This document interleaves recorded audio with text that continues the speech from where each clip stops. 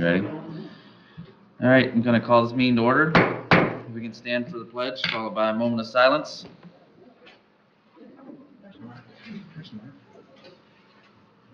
I pledge allegiance to the flag of the United States of America and to the republic for which it stands, one nation, under God, indivisible, with liberty and justice for all.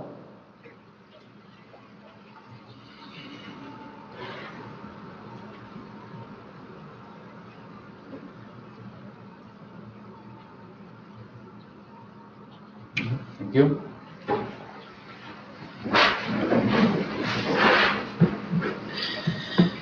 All right, we can go ahead with the roll call. Reminder for everybody to turn their mics on.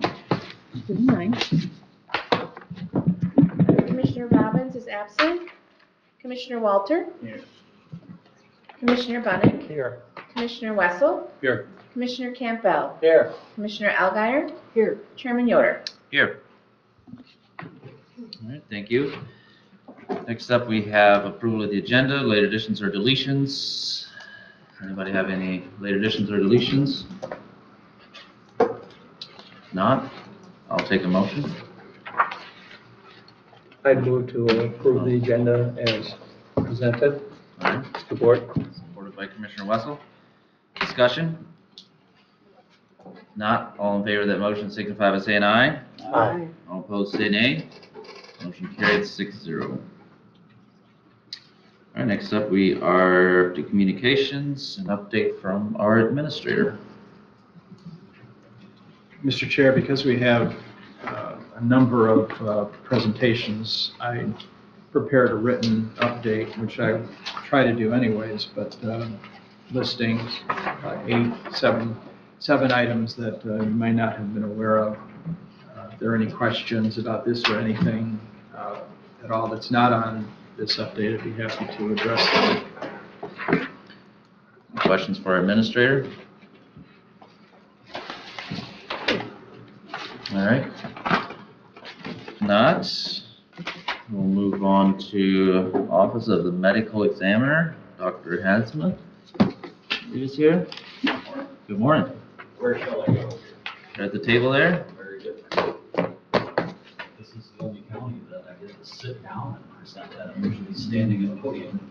Good morning, everybody. I'm Dr. Patrick Hansman. I'm your medical examiner. It's my first time being able to be here in the flesh to present, and so that's wonderful. I know it's a busy agenda, but fortunately, Leelanau County is quiet and peaceful. I'm just going to run you through the numbers from 2024. Each of you has in front of you a printed copy.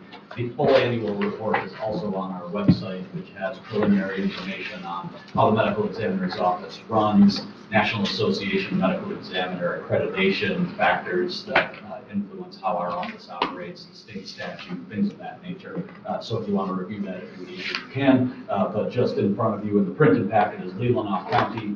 And so right on that very first page, as you open it up, there's a summary of all the county cases reported to our office and across years 2017-24. And just run down that right column, that's all of last year's numbers. So 202 deaths in the county total, and 42 of them investigated by a medical examiner's office. 7 of them were brought down to Kalamazoo from medical examiner's office for a postmortem exam. Only one of them required a complete autopsy. The others received an external examination, full body CT, full body X-ray. So we have a variety of different options for what we can do to accomplish ascertaining cause and manner of death. 12 cases referred to gift of life, again, just working your way down that column. One of them successfully for tissue donations, and only one unclaimed investigation. This is becoming ever increasingly a burden on the medical examiner, unclaimed bodies.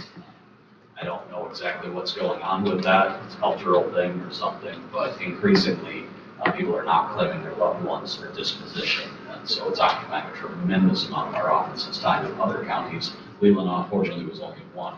The next table below that is just cremation permits. 85% of deaths that we dealt with were ultimately the disposition was cremation. So that's increasingly a popular option, and our office reviews cremation permits. We review the death certificate and the permit just to make sure that nothing suspicious is slipping through before that body is cremated, and all possibility of potentially solving a homicide or whatever is lost forever. So that's why we're involved with that. On the next page, you see again, across the top, it goes 2017 to 24. So just reading down that far right column, are the manner of deaths that occurred in 2024 in Leelanau. 36 of the 42 were natural, 3 accidents, 3 suicides, no homicides. That's awesome. So we love that. Every one of these deaths is a tragedy, but we like zeros, so we celebrate those. And then at the bottom of there, you will see deaths reported by age, and now we're looking across the bottom row instead of the right column. That's their 2024 numbers, and you'll notice they're all adults. So no pediatric fatalities in 2024 reported from the medical examiner. So that's great. We love that as well. From these numbers, it looks like Leelanau is a very safe place to have children. And then going to the next page, so obviously the pediatric deaths are 0 right up top. And this is the second year in a row, actually. 2023 was also 0s. Accidental deaths by mechanism. Reading down again the right column, 2024, there were 3 accidental deaths. 1 was a drowning, 2 were falls. These were almost certainly, I don't know for sure, but almost certainly falls in the elderly. So little old lady sustains a ground level fall, fractures her hip, never recovers, as opposed to a fall from height, like off a building or a bridge or something. What is shocking to me there is no drug overdoses. Drug overdoses, when they're not suicidal, are by convention mannered as accidents. No drug overdoses in Leelanau County in 2024, which is just shocking to me. I mean, we're in an opioid epidemic. You're going to hear about opioid relief funds after my presentation from someone else in your county. No overdoses in Leelanau that resulted in fatality. That's congratulatory. It's amazing. So I'm excited about that. Then drug-related fatalities right below that is zeroed out all down 2024. So that's great. To the next page, suicides by age. 2024 is going across the bottom instead of down the right column. We're going across the bottom row, and it was kind of evenly distributed across adults. A little bit surprising that nobody was 65 plus. It's my general observation that suicides kind of skew towards elderly retired men, not commonly widowers. So it's just my casual observation. That's not science. So I'm a little surprised that it was a slightly younger demographic here, but nothing shocking when you're down into single-digit numbers. You can't make anything out of that statistically.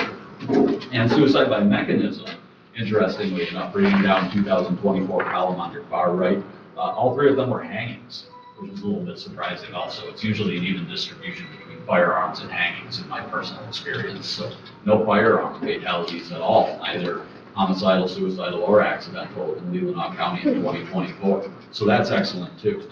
And that is the annual report. Rapid fire. Any questions? Do we have any questions?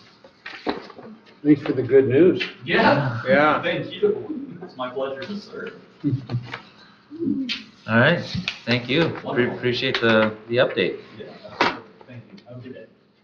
Thank you, and do something enjoyable before you go home. All right, next up we have the opioid settlement funds overview. I believe we got Amy here. Good morning. Good morning. Good morning. Thank you all for having me. I'm Amy Delinky, technical advisor on the opioid settlement funds with the Michigan Association of Counties. So today just wanted to provide a brief overview of the settlements themselves, some changes that are happening right now that we're in the midst of, with new settlement sign-on and reporting changes, as well as offer our no-cost technical assistance support. So my job is to provide support to counties however they want, whether that's weekly, once, or administrative. We'll kind of walk through some of those other things that may come up that we offer services for. I work with 74 other counties in the state. So we can jump to the next slide. And I know you guys have some additional documents in your packet as well. So just an overview across the state of Michigan, we're anticipating $1.6 billion. The majority of funds are split 50-50 between state and local governments. So that's counties, cities, and townships. We do have 2 settlements that the county is able to sign on to right now. One, the Purdue-Sackler settlement, and then the second is the generic manufacturer settlement. So that includes 8 companies. So those are, the Sackler and Purdue settlement ends or the sign-on ends September 30th, and then October 8th for the generic manufacturers. You can go to the next slide. So this is a brief overview of what's anticipated dollar-wise in the county over a total of 18 years. These companies pay out at different rates. They do not have to pay the county every year. They can skip payments, they can front-load payments. The dollar amounts are going to fluctuate, and the number of years each company is paying is different. So looking around 900,000, a little more with the generic manufacturer settlement, although that would be a very small dollar amount. And this will be over an 18-year period. You can go to the next one. So each settlement has a specific percentage of funds that have to be used for purposes of opioid remediation. So aligning with the legal definition of opioid remediation, which I provide, as well as a document titled Exhibit B from the National Settlement Documents. Exhibit B is a 15-page document outlining the allowable uses for expenditures for settlement funds, but it's also legally defined as a non-exhaustive list. So there is some room there. You can go to the next one. But, excuse me, but doesn't it say in there that only 70% has to be used for, for opioid remediation? So 70% has to be used for future opioid remediation. So that means that you have the ability to reimburse for activities that were for purposes of opioid remediation, but had already taken place. So future opioid remediation just means activities that have not yet taken place, but you are required to spend more on opioid remediation. So typically we say about 85%, that would be the majority, but some all the way up to 95.5% or 96.5%. I thought I read that it all has to go to, So it says that somewhere in here. the way that the settlement agreements are written is that all of the money should be used for opioid remediation. Oh, But that should. doesn't always account for things like some indirect expenses for folks that are granting out their funds, doing a competitive bid process. Some of those indirect funds would not qualify. And so there is room for things like that. Attorney fees is kind of a separate bucket as well, up to 15%. So that's separate. But there are some things that we do see counties spending on that do not align with opioid remediation, but are really required to facilitate carrying out those services. But it has to be related if It it's all not should direct. be, Should, you keep should. saying should. Correct. So historically, up until the Purdue sign-on, the only person who could determine liability was corporation counsel at each local unit of government. As of the Purdue sign-on, when you sign on to the Purdue settlement, you're also agreeing to a changed state subdivision agreement, the legal document that ties the county to the state and those specific requirements. And so now there is the ability for the Attorney General's office, one, they're requiring the undated annual reporting, and two, they can now provide guidance. So they can say, we only allow 10% here. And then any of the funds that come in as interest on what you have in the bank, those are unrestricted funds. But again, the goal is for all of these funds to be used as much as possible to those most profoundly impacted by the opioid crisis. But there's definitely nuance, and I am not an attorney. But we do have, the Attorney General's office who can provide guidance on some of those specifics as well. But a lot of work with corporation counsel. But you're not giving us permission to take $50,000 and put it on housing. If that housing was related to substance use disorder and the opioid crisis, you may be able to do that. Okay. Okay, good. That answers it. Thank you. Yeah, there's definitely a lot of nuance. Amy, is there a limit for administration, how much can be put in towards administrative costs? So the majority of administrative costs would actually be considered opioid remediation. So they do support planning, facilitation. It's not like federal grants or things that typically come in where there is that. But I have seen most commonly when funds are going out through a competitive bid process, a cap on indirect expenses at about 10%. So this is the legal definition of opioid remediation, and I really want to point to number 3 here, because it allows you all to not just focus on the opioid crisis, but on polysubstance use as a whole. So people that are using more than one substance and co-occurring conditions. So individuals who have both a substance use disorder and a mental health diagnosis. So it really allows, as we see the drug overdose landscape changing over time, it allows you to be able to address that over the 18 years in sentence. So if a person is, injured or dies or something from opioid, then this would be to help the family, overcome it for counseling or other things? I mean, that's the way I kind of read that. It could be. Most often we do not see that taking place, where it's a fund created to direct funds to individuals in the community. Typically, we're seeing services provided. So supporting housing providers that do recovery housing, supporting prevention work in the schools, supporting treatment or transportation to treatment, things like that, or recovery support services. So more of those community-based organizations and providers seeking funds. Not to say that you cannot create a fund to support individuals in the community. That is an option for you as well. With the dollar amount, that would be the only challenge. Right. All right, we can go to the next one. So Exhibit E, 15-page document, focuses on prevention, harm reduction, treatment, and recovery. The goal is to avoid anything that is punitive or coercive in nature, and to really focus on helping those most profoundly impacted by the crisis. We can go to the next one. So for the reporting requirements, for the national settlements, you do have to, as the county, report biannually for most settlements. CDX is annual.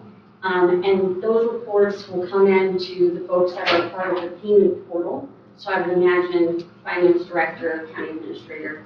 And the report that goes to Brown Greer is around the specific dollar amount used for non-remediation purposes. So if you were to fix a road with some of those funds, that would be a dollar amount that you would report to Brown Greer, the National Settlement Administrator.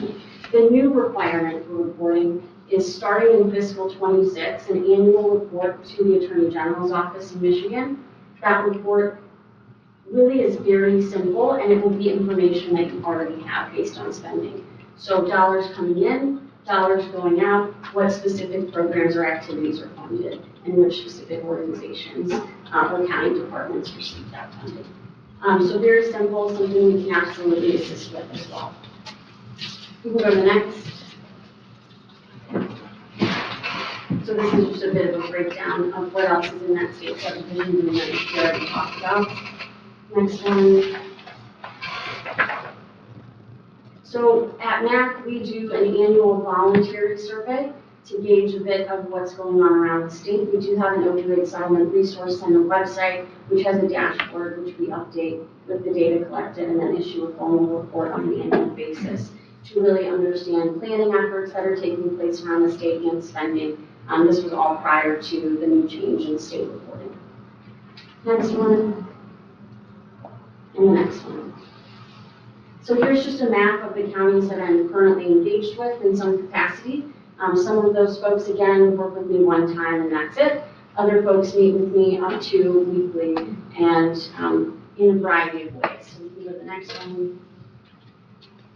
On this one, that some are white and some are, I can't see the rest of. So the green counties are the ones that there's a higher level of engagement with. The gray counties are the ones that have asked a question or just for some information.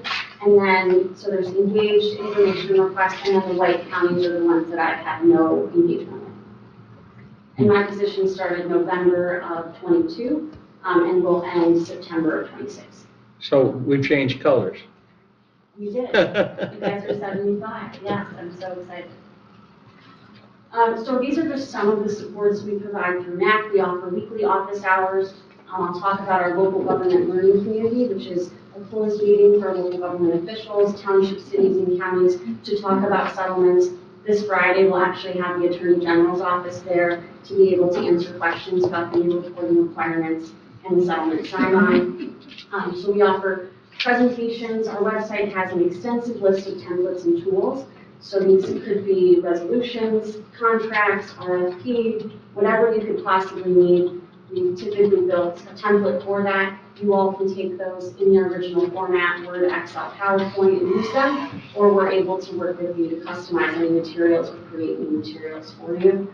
And then any of really these other services. So everything from administrative support all the way to meeting facilitation, strategic planning, whatever you could need. Next one.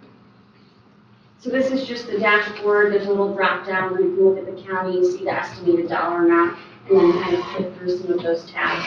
Just a good place to kind of check in with as we see settlements changing. Next. We do also have a resource library. I was unable to be concise. So it is very extensive, and if you need resources, please feel free to just reach out to me and I'll pull the resources that you all need, or pull the specific information from those resources. Next. So most counties are working from a toolkit that we released in January of 23. So January 31st of 23, we released this document, and that was the first day that funds came into county governments from settlements. So the toolkit, you do have an executive summary in your packet as well. But the toolkit is a process document intended to help kind of walk through specific steps. So stakeholder engagement, making sure those local experts are at the table, then being able to look at what data is available and what data still needs to be gathered, determining capacity for the process moving forward, and then monitoring and accountability. So a toolkit to really just help in the process piece, and was able to get folks to then kind of figure out which pieces they wanted to use and which they didn't. Next. We'll go to the next one. So this is just the local government learning community. I'm happy to send that to anyone interested following today's meeting as well. Next. Is that online or how? It is on our opioid settlement resource center page in the second new bar, kind of in the middle of the page. So these are just some of the templates, tools, and guidance documents. A lot of the pieces that we create, whether it's transparency guidance or the RFP, we're working with Johns Hopkins and some of the national partners to customize our materials and adapt them for the national landscape as well. So we work really closely with the National Association of Counties as a part of their Opioid Solutions Leadership Network. But again, have created a lot of things here. But if you don't see something that you need, or you want to do something completely different, happy to support you all however I can. Next. Could you go back to the, a couple of slides where a guide for local spending? Yeah. You are suggesting 4 different areas, and the first one was stakeholder engagement. What are some counties doing to get stakeholder engagement? Yeah, so the majority of counties that I've worked with have started by creating a local steering committee specific to opioid settlements. So not a decision-making body, but a group of experts to be able to provide recommendations to you all. And so through that process, they're typically engaging a multitude of sectors from prevention, treatment, harm reduction, recovery, local business, healthcare, medical examiner, all sorts of folks at the table. And then once that group is together, that group determines, do they want to conduct a full needs assessment? Is there enough data already available in the county to move forward? But really having those local experts to say, here's where we see gaps. So really working to identify gaps and priorities. Typically from that point, that steering committee will develop a request for proposal or a competitive bid process for the community. Then that would go out based on those priorities that have been identified, typically housing, transportation, those types of items. So anyone would be able to submit to that proposal process, but the proposals that address the county priorities would then receive higher scores potentially. But it allows then you all not to have to figure out what are those specific needs, what's the data to support all of this, but you're asking those providers and community-based organizations to provide you with that data and rationale for their requests. So that's the typical process I'm seeing. So that's, just to clarify for me, that you're talking about experts and social service agencies and providers and doctors and... Absolutely, yeah, and including people with lived experience with substance use. And then it's an open process where they request proposals from throughout the community Yes. folks who can address those needs. Yes, that is what most counties are doing. Depending on the dollar amount, though, some counties are unable to do that, and may choose to do some internal departmental funding or have a different process for internal departmental funding and community-based organization funding. And community here would be the Family Coordinating Council and that group of people. There's a lot Because of they reach community out. here. Because they reach out to all the organizations doing that kind of thing.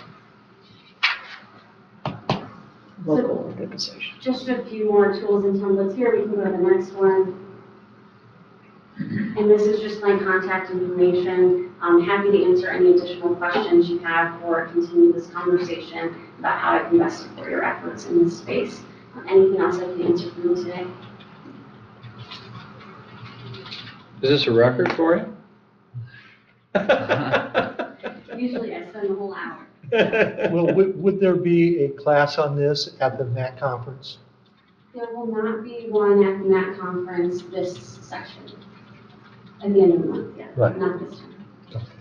But we are happy to do a webinar or, host an online session, or welcome to, I'm happy to come back on. Thank you. I know spending is obviously Leelanau County's our priority, but we, as a county, lack services to actually treat opioid addiction that I know of. I don't know of any organization. We do have some in Traverse City. I happen to be at Safe Harbor and talk to them a little bit. And they do have a number of folks from Leelanau County who spend time with them. And so that's my question, is that it doesn't need to be, as long as we verify that these are county residents, they're being treated out of the county, they would qualify. Yeah, you're not required to spend the dollars in county, but obviously most counties want to spend funds on their residents, and so however you do that would be possible. Thank you. And I believe that most of those agencies that are serving Safe Harbor, Community Mental Health, Munson, are all a part of the Family Coordinating Council. And that was the purpose of that council when Engler proposed it, to coordinate the delivery of social and medical and support services without duplication. So I think we've got in our county a Family Coordinating Council that ought to be at the table on this. We also have the SUD board, somebody here is on the SUD board, but having a program approved is challenging, specific, and they're very, very careful. But there are, so to use funds for programs like at the sub-board, you have to meet very specific, stringent criteria. Would this be different? It would be. Yes. Yes, you're also not required to do a competitive bid process. I will say that. I mean, if the county chose to spend its money today, that's absolutely possible. You don't have to do any community engagement. But then in terms of requirements for use of the funds, again, appropriation council would be critical in that, but if the intention is to reach people profoundly impacted by the substance use crisis or the overdose crisis, even if that's maybe something that isn't just opioids, or meeting specific clinical criteria, that then there's still the possibility to spend with these funds, because they are settlements and not grant funds. So what if someone is in recovery and they're seeing a therapist? Yeah, Could we have a fund to help them pay for that therapist? absolutely. So we could just have a fund just for that. Yes. So what if they're in alcohol recovery? So I think that's where it gets a little tricky, right? And so is anything inherently wrong with any form of recovery and supporting that? No. But how would the county then determine who would qualify, who would not qualify, who's making that kind of clinical? So it's more of an implementation question than a allowability question of how will those decisions be made. Go ahead. If the county wanted to, say, set up a process where we would have somebody facilitate us through a decision-making process to create, to decide what to do with these funds and how to do it, is that something that you could recommend somebody for, or do yourself? Yes, yeah, I can do that, or we can bring in some of our other no-cost technical assistance providers, potentially for needs assessment or other plans that may go into place, whether it's landscape analysis or needs assessment to identify priorities and needs. Just on the RFPs, because everyone I talked to at our meeting, they went through the RFP process, and I just left with the feeling that that was kind of a rural county, more of an option for rural counties, because we don't have treatment centers, we don't have hospitals, we don't have those places where that would be naturally, that they're naturally leaned towards those. So am I correct in that a lot of the rural counties go through that route? Absolutely. I mean, we're seeing it in the metro counties as well. They just technically have more capacity, so they're able to do more. But I think there is a pretty heavy administrative burden on rolling out an RFP, doing reimbursement, or distributing funds, reading quarterly or annual or monthly reports, financial and programmatic. So it's really about understanding capacity. But I do think that most rural communities that I've worked with have felt most comfortable saying, we don't really know all of the things that are out there because they're not in our county. So we want folks to be able to apply as long as they're serving our residents. Thank you. One more, I think you mentioned it, and I think it was in here, but I don't see it. Over 10 years, what do you anticipate that Leelanau County will receive? About 900,000, a little more than 900,000, with the Purdue, Sackler, and generic manufacturer. And we keep all the interest. And that is not burdened with, we can use that for anything. Correct. Okay. All right, thank you. Thank you. Appreciate the update. All right, next we have Housing Collaborative. We got Jamie here presenting, I believe. Good morning. Good morning. Thank you for the opportunity to be here. For those of you who I have not met, my name is Jamie Jewell. Today I have a short presentation on behalf of the Housing Collaborative for Leelanau. I'm very pleased to be joined by many representatives of the organization that make up our collaborative. At the end of this presentation, I would welcome your questions and thoughts, and I may call on some of them to help me share their additional insight. Before I begin, I'd like to share with you a little bit about myself so you know the perspective that I bring to this work. I've had the privilege of living in Leelanau and working in Leelanau since 1991 after graduating from Grand Valley State University upon completion of a 2-year, 3-semester co-op program with the home staff. For the next 26 years, I served in various management and officer positions with the resort. One of the challenges we consistently faced was recruiting an adequate number of employees and housing to support them, a challenge that only has become more pressing across the county. In 2017, I joined Shaw Team Premier Realty as their marketing director and a sales associate. Alongside that work, I've served as the executive director of the Leelanau Peninsula Chamber of Commerce, and more recently, I've been providing administrative support for the Leelanau Peninsula Economic Foundation. Across each of these roles, one constant theme has emerged. Housing is critical to sustaining our communities, our businesses, and the overall vitality of Leelanau. That's why I became involved in the Housing Collaborative, and why I'm here today to share more about who we are, what we've learned, and the steps we are taking to address housing in Leelanau. You can change the slide, please.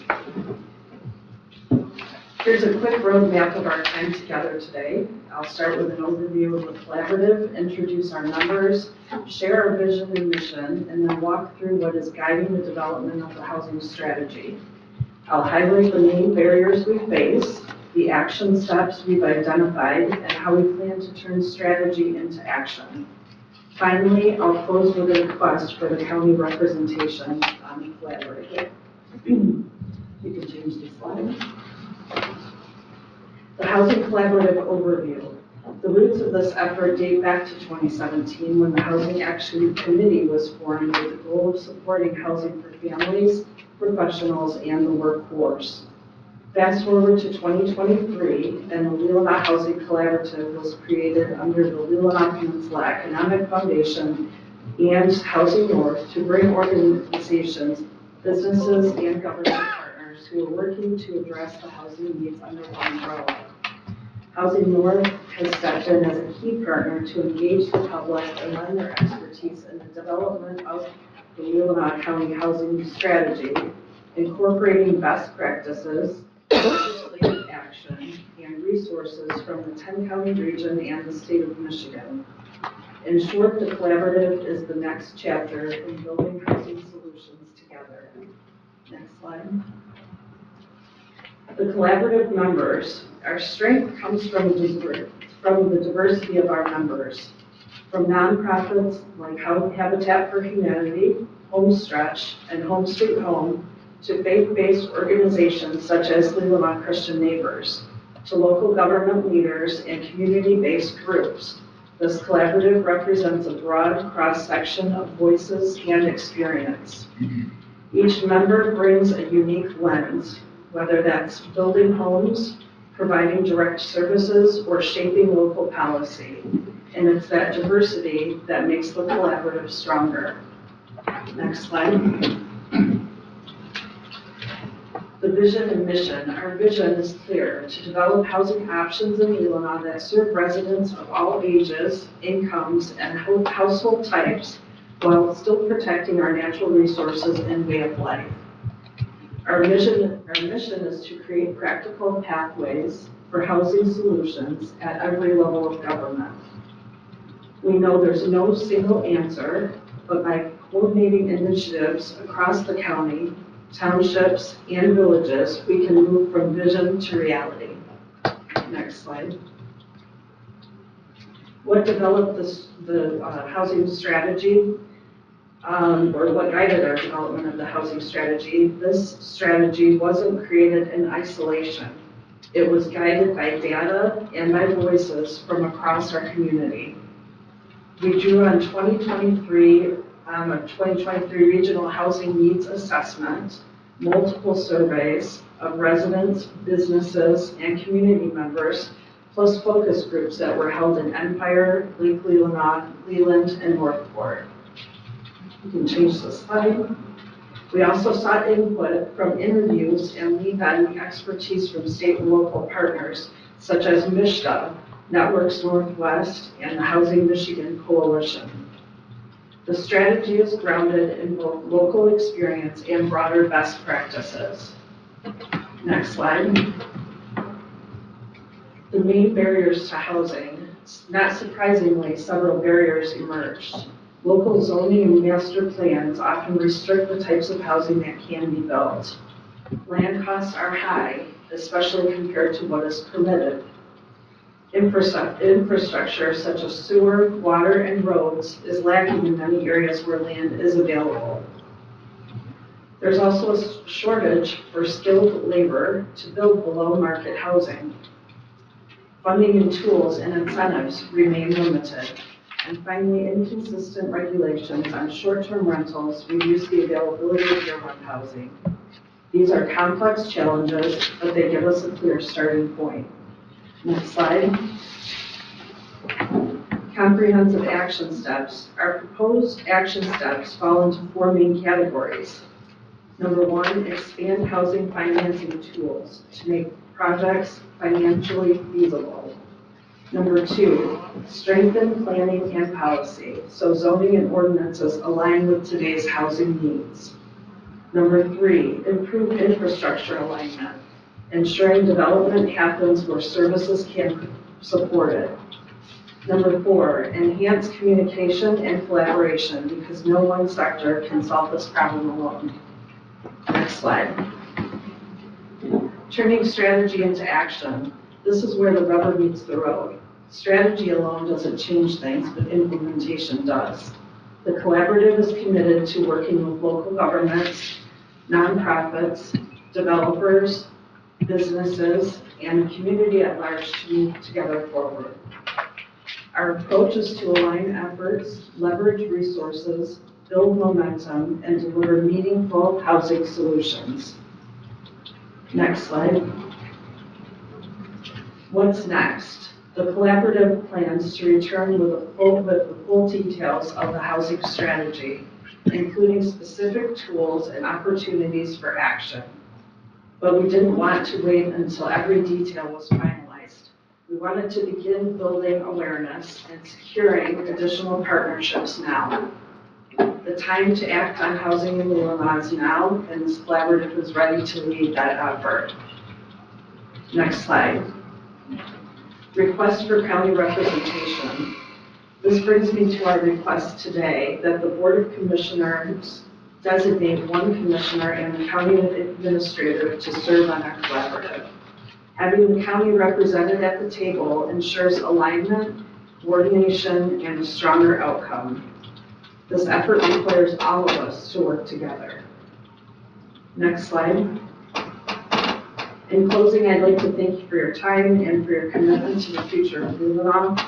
We look forward to working with you to ensure that housing across the spectrum is part of a vibrant, sustainable community. We'd be happy to take some of your questions, and as I mentioned earlier, I may invite some of our collaborative members here today to share their perspectives as well. Any questions, Mr. Wessel? Yeah, for years and years, we've debated a county's role in housing. And some say there's no role, some say there's probably too much of a role. I'm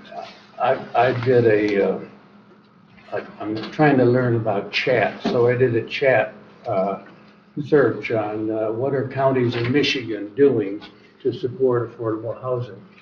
And many of the things that you're talking about doing, there is a county role for. And I'm hoping that we can agree that yes, there's a role for the county. My list from doing that is when Trudy Gallo was here, we built homes, we built a condo, duplex in Lake Leelanau. We got that not out of county dollars, but because of our relationship with MISTA. We have so much opportunity to leverage our county support for MISTA and state and federal dollars and grant dollars. Convening is a role that we have. I know we do. And I like your request for county participation, because we certainly do have a role to convene the partners. The land bank in Brownfield, we all know, and the land bank in Brownfield in this county have made a difference already, and we can't lose that. The advocating, the leveraging, the convening. I hope that we can figure out how to do it right. And I, for one, would recommend that we do, in fact, accept the request and have our administrator work with the group.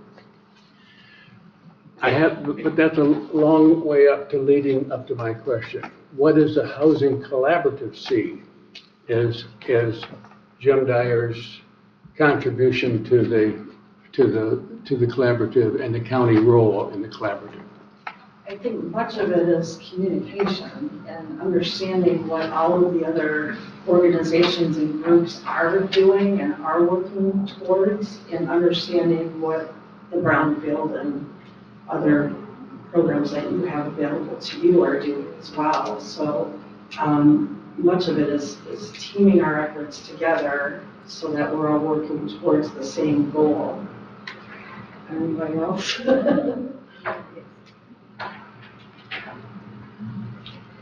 I ask a couple, the organization itself will be a committee of Leelanau Peninsula. I mean, I don't understand the official tone.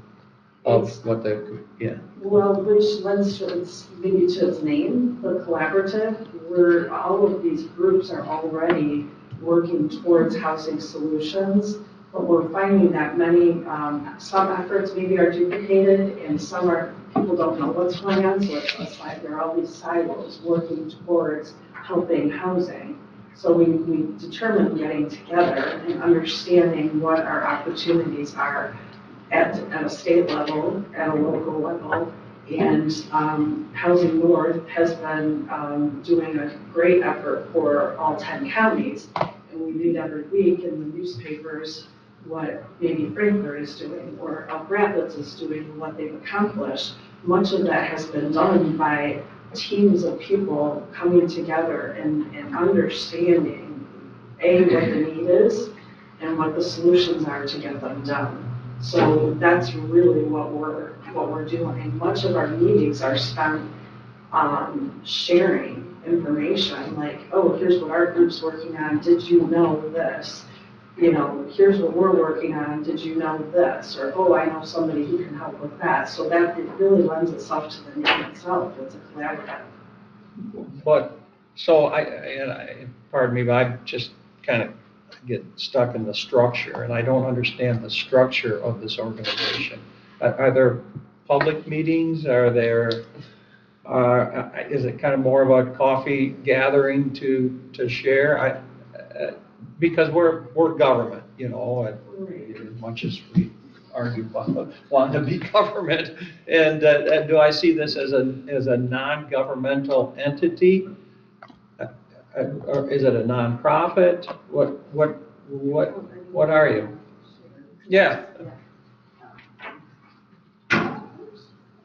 Just my water bottle.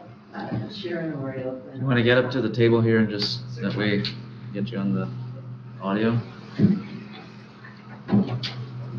So Sharon Oriole, Glen Arbor. I'm the Leelanau County Housing North Board member by way of background and co-chair of the collaborative.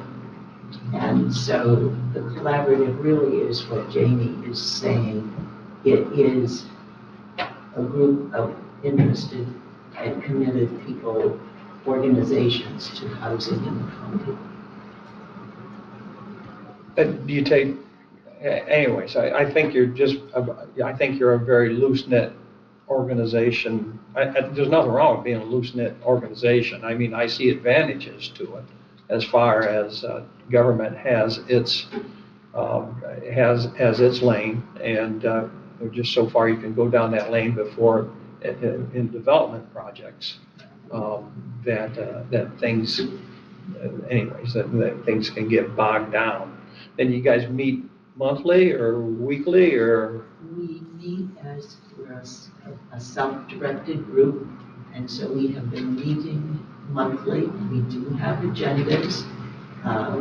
We do, as Jamie said, one of the primary beneficiaries has been exchanging of information, and then we have worked developing a strategy to improve housing, which we are looking forward to sharing with you. So that has been, if we've had a goal or a work product, that has been it. And then the next logical step is how do we collaboratively work, and I'm going to say collaborative with a big C, across the county to best leverage scarce resources to increase housing. So. Okay. And it does, to me, I mean, this is kind of a policy creating thing. To me, it makes a lot of sense for the Leelanau County to be involved and have a commissioner on there. Mr. Dyer and I we're both extremely right, but I like separation between county government and the groups and nonprofits, because we end up becoming partners in these organizations, and we're talking big amounts of money a lot of times.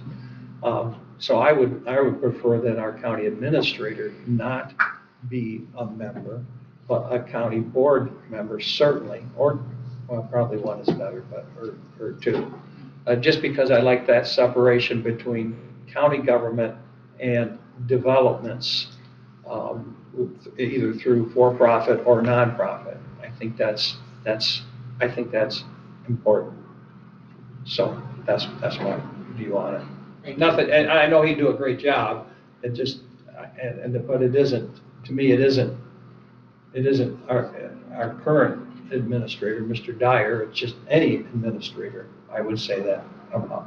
Well, and am I permitted to comment? Oh, please. Well, and as we have understood how the county works, Jamie mentioned in the presentation, two key entities within the county who can have significant impact on housing are Longview brownfields.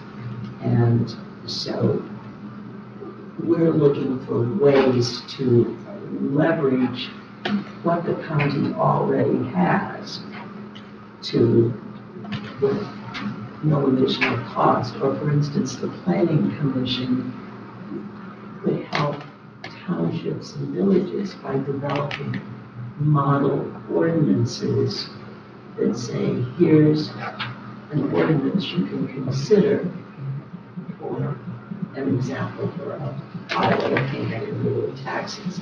So there are things you can do that are beyond the scope of a single commissioner based on a collaborative understanding. So that's the reason why we said it would enhance the creation of more housing if we had both the commissioner and the administrator, whomever that administrator is. Thank you very much. Commissioner Albert? I thank you for your work. This is an important need. It's countrywide, but here in Leelanau County, it's pretty extreme. So thank you. I don't agree that our administrator should be. You've got a thing, I don't know what your thing is.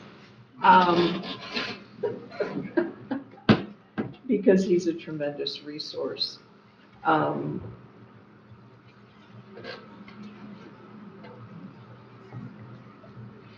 So this is critically important, and I hope that Commissioner Russell will be considered for this, because you've worked on housing and you're so active in it already. Well, can I speak? But Yeah, I'm I'll let the other commissioners speak and then we'll go around to Commissioner Okay. Walter. I don't think I'm done. Oh. Yeah. You got a few more words? Go for it. Yeah, I got stuck there for a minute. I hope you're working with townships, and I assume you are, because zoning is such a critical limitation. So I hope you are working with townships. We are, and we do have a township administrator, a township supervisor as part of the collaborative. Yeah, the township planning commissions are critical. Commissioner Walter? Okay, now we're expanding this conversation, but this needs to be addressed as part of agenda in a future meeting. And all we're doing now is, not to be negative, but we're beating a dead horse. So they gave their presentation. We need to have them back, discuss how we're going to address the issue as a board, because it's not on the agenda and we can't do it now anyway. So we're beating a dead horse, so let's get on with our business for the day. I hate to be negative that way, but we have an agenda, so we have to get work done. Thank you, you're good at that. Commissioner Bunning? Yeah, I just wondered if you had minutes from the meetings, the collaborative meetings?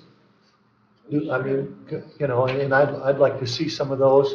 I'm sorry to see that the Conservancy is not involved. We know that land cost is tremendous, and I'd like to see them involved, because even right now, they're taking over Sugarloaf, which would be a great place for development, because they have the sewage, they have the things there.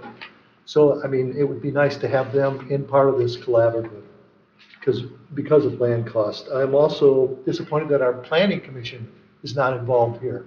I'm surprised they're not here. They have you've stated about the Housing Action Committee, and it doesn't seem to be here either. So, and it doesn't seem to be part of this collaborative. So really, I believe this should come from our Housing Action Committee, which, rather than some,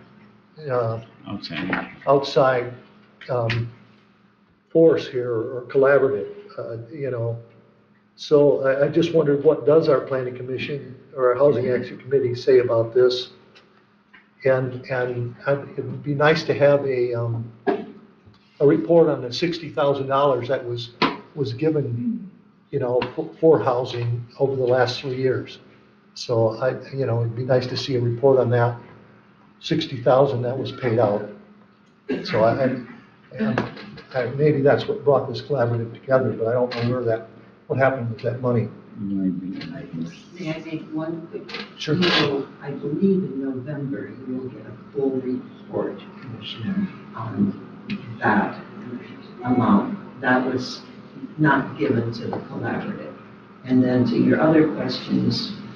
Yes, please. Yes, I'm Lois Bailey. I'm chair of the Housing Action Committee. At the last time we had a meeting, we had difficulties accomplishing a quorum. But when you look at the items in the 2017 commissioners meeting that we were to accomplish, we are at that last item on that to create a plan and involve a broader section of interested parties in the community, and that's what we're doing.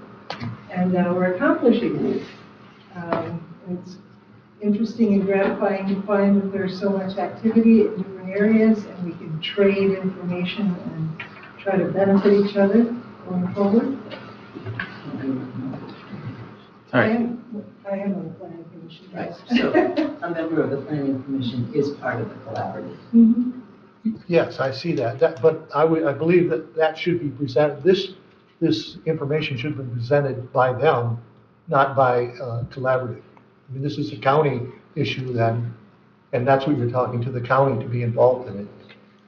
And so then we already are, it seems like to me. But it would be nice to have those minutes in November before we make decisions about this. Commissioner Wessel? Several years ago, Tony Linty, who works for MISHDA, came to the Housing Action Committee and said, counties can't do it alone, but the community can't do it without the county.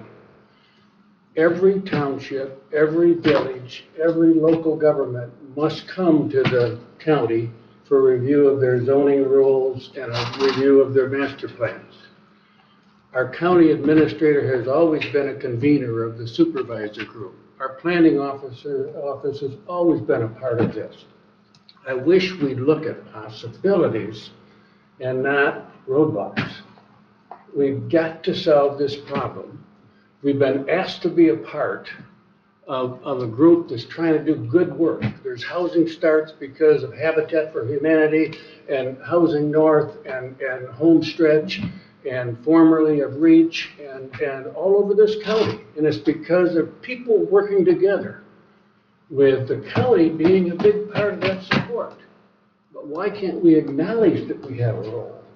And why do we have to keep fighting that role? They're not asking us to spend a bunch of money. The Elmwood supervisor told you, I think, how appreciative he was when our administrator convened a group of the supervisors and they had a discussion about zoning and housing, and it was appreciated. The administrator has worked in the village of Northport and Leelanau Township. We have 3 different parties to the collaborative out there trying to build houses in Northport. We got to get on board.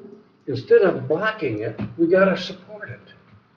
And I want our administrator to do it, and it is on our agenda as a presentation. And now, whenever we have presentations, we can ask questions and we can state opinions. So I don't buy it.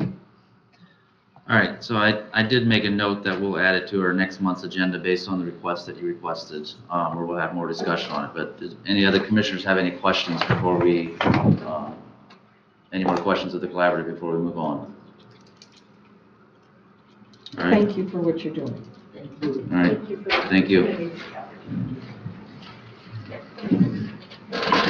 All right, next up, we are up to our first, oh, you want to wait? I'll be back in a second.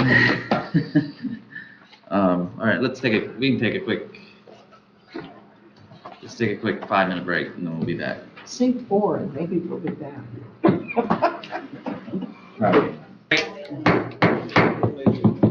We're gonna get started again. Went way past our 5 minutes, so try to corral everybody in here. Next up, we are up to public comment. Anybody has 3 minutes? Is there anything that's agenda specific? Do we have any members or any public that wish to give public comment right now? Again, don't worry about being called on.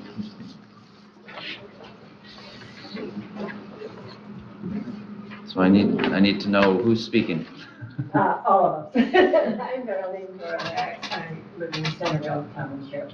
I'm speaking to agenda item number 1 about the funding of early childhood village. Okay. And I'm speaking on that agenda item because the voters of Leelanau have voted to approve the early childhood village because they understood the benefits of early childhood education and the outcomes of future success in school. Parenting community is providing a very important early childhood education to more than half of our county children, and they need to count on full funding to continue their mission. I'm asking you to continue fully funding parenting communities and support our preschool children. Thank you. I'm Deb Kuhn, I also live in Centerville Township, and I am previously a speech language pathologist before I retired, and I worked on the floor with families in special ed. And what I'm here to tell you is it was a program that required having delays and meeting criteria in order for me to help those children. Parenting communities, on the other hand, is a program that is available to anyone, and the benefits are very clear in helping families raise their children, meet other families, do collaborative work together. Collaborative might be a good word today. Group work together has benefited our county, and I saw it. I spoke with parents who considered parenting communities a lifeline. So I went to a township board meeting, and Mr. Campbell presented, and I was happy to hear he is supportive of the millage and spoke of childcare as part of it. I'd love to see it expand that way, as long as we continue to fund parenting communities. Thank you. Thank you. My name is Kim Bose, and I'm also a Centerville Township citizen. And I attended the Parenting Communities event in July. It was well attended. There were parents and children in many booths that take care of children. There were booths on books. There were booths on, there was one that was yoga for children, and that was fun to watch too. And many of the parents said they were very thankful that the millage passed. And so thanks to all of you for being supportive of parenting communities also in the millage. Thank you. I would just like to further say that I'm a former special education teacher, and I feel like parenting communities is trying to give the kids that need it the support early so they don't end up in special education. All right, thank you. Thank you. Thank you. Any other public comment?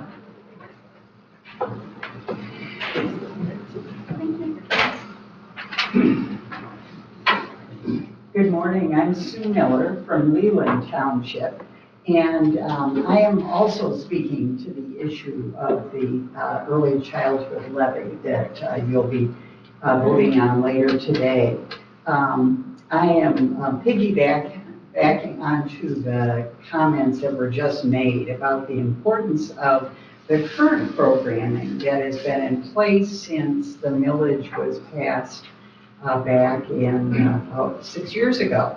And I do want to say that I've been really encouraged by the discussion at your board meetings about the possibility of additional services and programs for parents and their young children.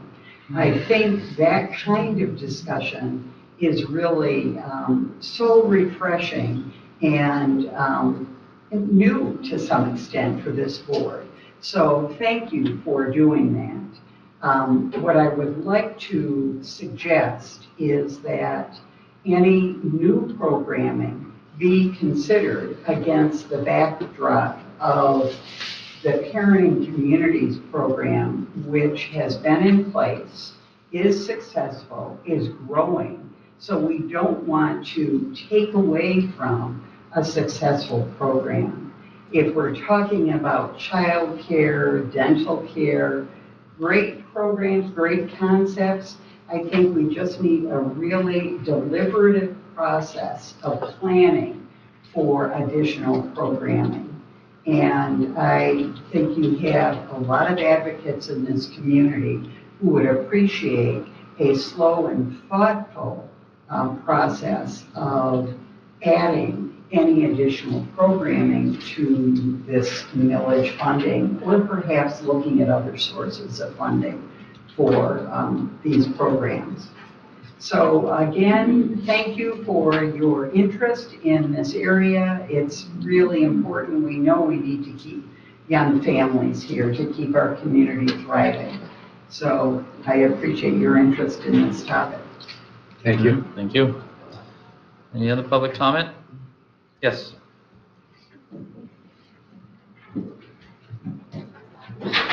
The stand up is okay. More comfortable that way. Hi, I'm Justina Lafka. I'm here because of Steve Stanton's unfortunate passing. There is a gap in our Veterans Affairs Committee, and I had put in a application to possibly fill that role. I'm a veteran myself. I come from a multi-generational military family. My grandfather was in World War II. My dad was Vietnam era, and my son is currently serving. So a little bit of everything military touches my life, and I'm currently highly involved with Mid-Michigan Honor Flight as well, so I get the opportunity to talk to a lot of veterans about what they want and need. And I'd like the opportunity to help my community, and I just wanted to put a face to my name. So you guys have any questions for me? We can't address public comment or back and forth, so Perfect. appreciate your Thank comments you. though. Thank you. Thank you. Any other public comment?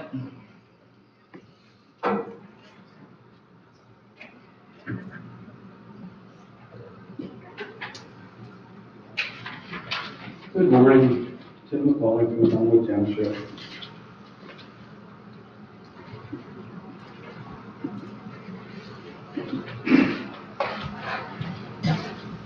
"45 years ago, when I started my career as a public servant, term not used very often these days, there was a major push within government to curtail nepotism, which, as you all know, is the hiring of relatives or those in power and authority. Nepotism is akin to the good old boy system used today. If I may share a story with you, years ago there was a lawsuit involving the grossly wrongful death of an infant in the hospital. I had a personal grade school friend who was an attorney, so I asked him about the case. His reply: he could not talk about this case because he was an attorney representing the hospital. He did, however, share with me how the legal system works. It's not what you know about the law, but who you know, and what fraternity or sorority that you might belong to. Let that sink in for a minute. In other words, it's not about who you know, or it is about who you know, which is a social status, not about the law. And that's how decisions are being made. All one has to do is look at the local cases, recent federal case, local cases or federal cases to understand what is happening. Have we become a lawless society? Is this, Or are we discussing conflicts of interest? Or is this just the good old boy system? All right, thank you. Any other public comment?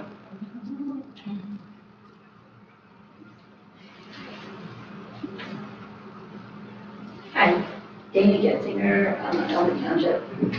When the medical doctor was here, one of the things he didn't mention, which I just learned about, is that Michigan farmers have a very high rate of suicide.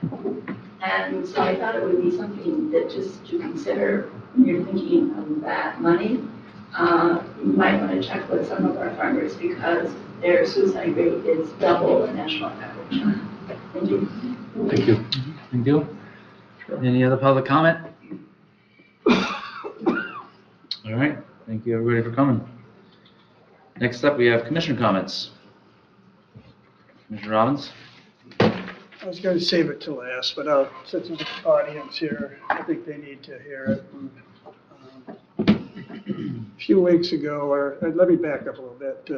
In one of our closed sessions, we spoke how we should probably give recognition to the people that deserve it, you know, our employees and what have you. So I started that last month, and I'm going to do it again this month. I had the opportunity about 3 weeks ago when I was not walking the best, not that I'm walking better now, but our sheriff's department, sometimes we always wonder what the future is because we're older and we always talk about the younger employees.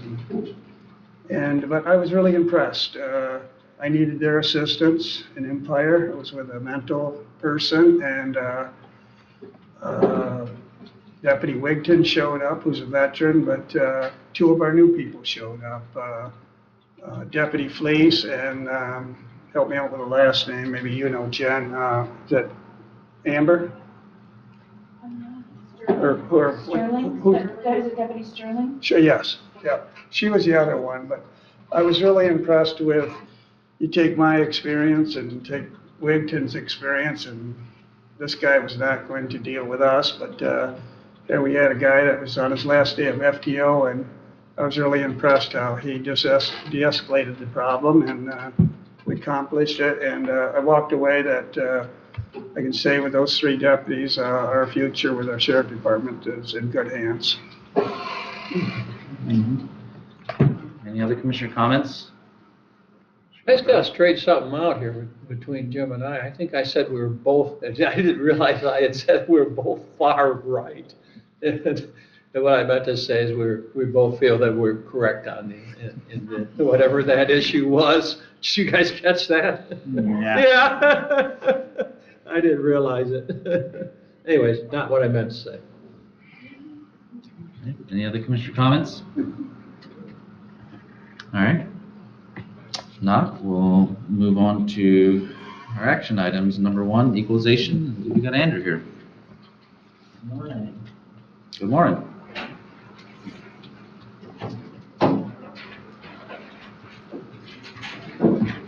So today, I'm here presenting the winter L4029 tax rate request form.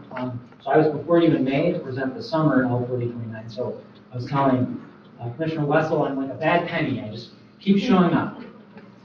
So as you know, in the state of Michigan, taxes are levied in both the summer and the winter. Some taxing authorities levy just the summer, others in just the winter, and some, like Leelanau County, in both seasons. So for the county as a taxing authority, the millage levied in the summer generates the revenue to support county operations, and the county levied 3.2520 mils for operations, and the taxpayers were billed for that on July 1st. So the millages levied in the winter generate the revenue to support the road commission, senior services, and the early childhood program. So the L49 presented to you today is a document that authorizes the levying of millages to support those organizations, and the tax bills with those millages on them will go out on December 1st. The 4029 also functions as a worksheet to identify the maximum allowable millage rates, taking into account the Headley Amendment. So the maximum allowable millages that are listed in column 9, are .4915 for the road commission, .3145 for senior services and .2486 for the early childhood program. And the Board of Commissioners may levy less than the maximum allowable millage rate, but cannot levy a rate exceeding the maximum without a vote of the people. And lastly, the 4029 needs to be signed by the chairperson of the Board of Commissioners and the county clerk, and then just needs to be returned to my office by September 30th so that we can do all the preparatory work for the tax bills to go out. Commissioner West, or Commissioner Bunny? Yeah, I would like to hear from the finance director what the fund balance is for senior services and the early childhood, if I may. Yep.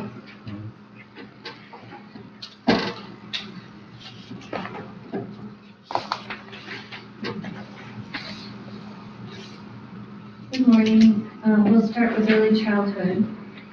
The projected fund balance for early childhood, once their fiscal year ends on September 30th, will be approximately $650,000. You have a proposed budget for their next fiscal year. It is $935,825 that you're considering in your budget discussions. And senior services? And senior services, your current fund balance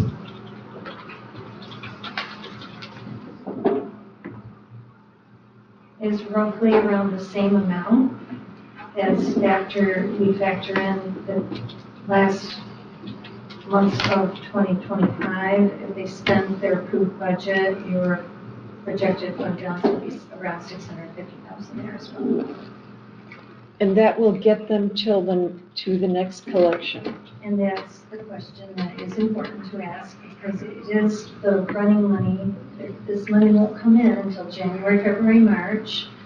And so, and the settlement in May is normally typical. So you do need to have that fund balance to move forward. Yes. These fund balances were as of January 1st or as of right now? Or?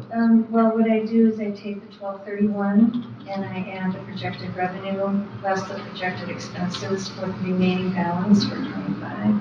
So that when you levy going forward, if you want to maintain that, you would levy the projected amounts that I think Andrew has given you.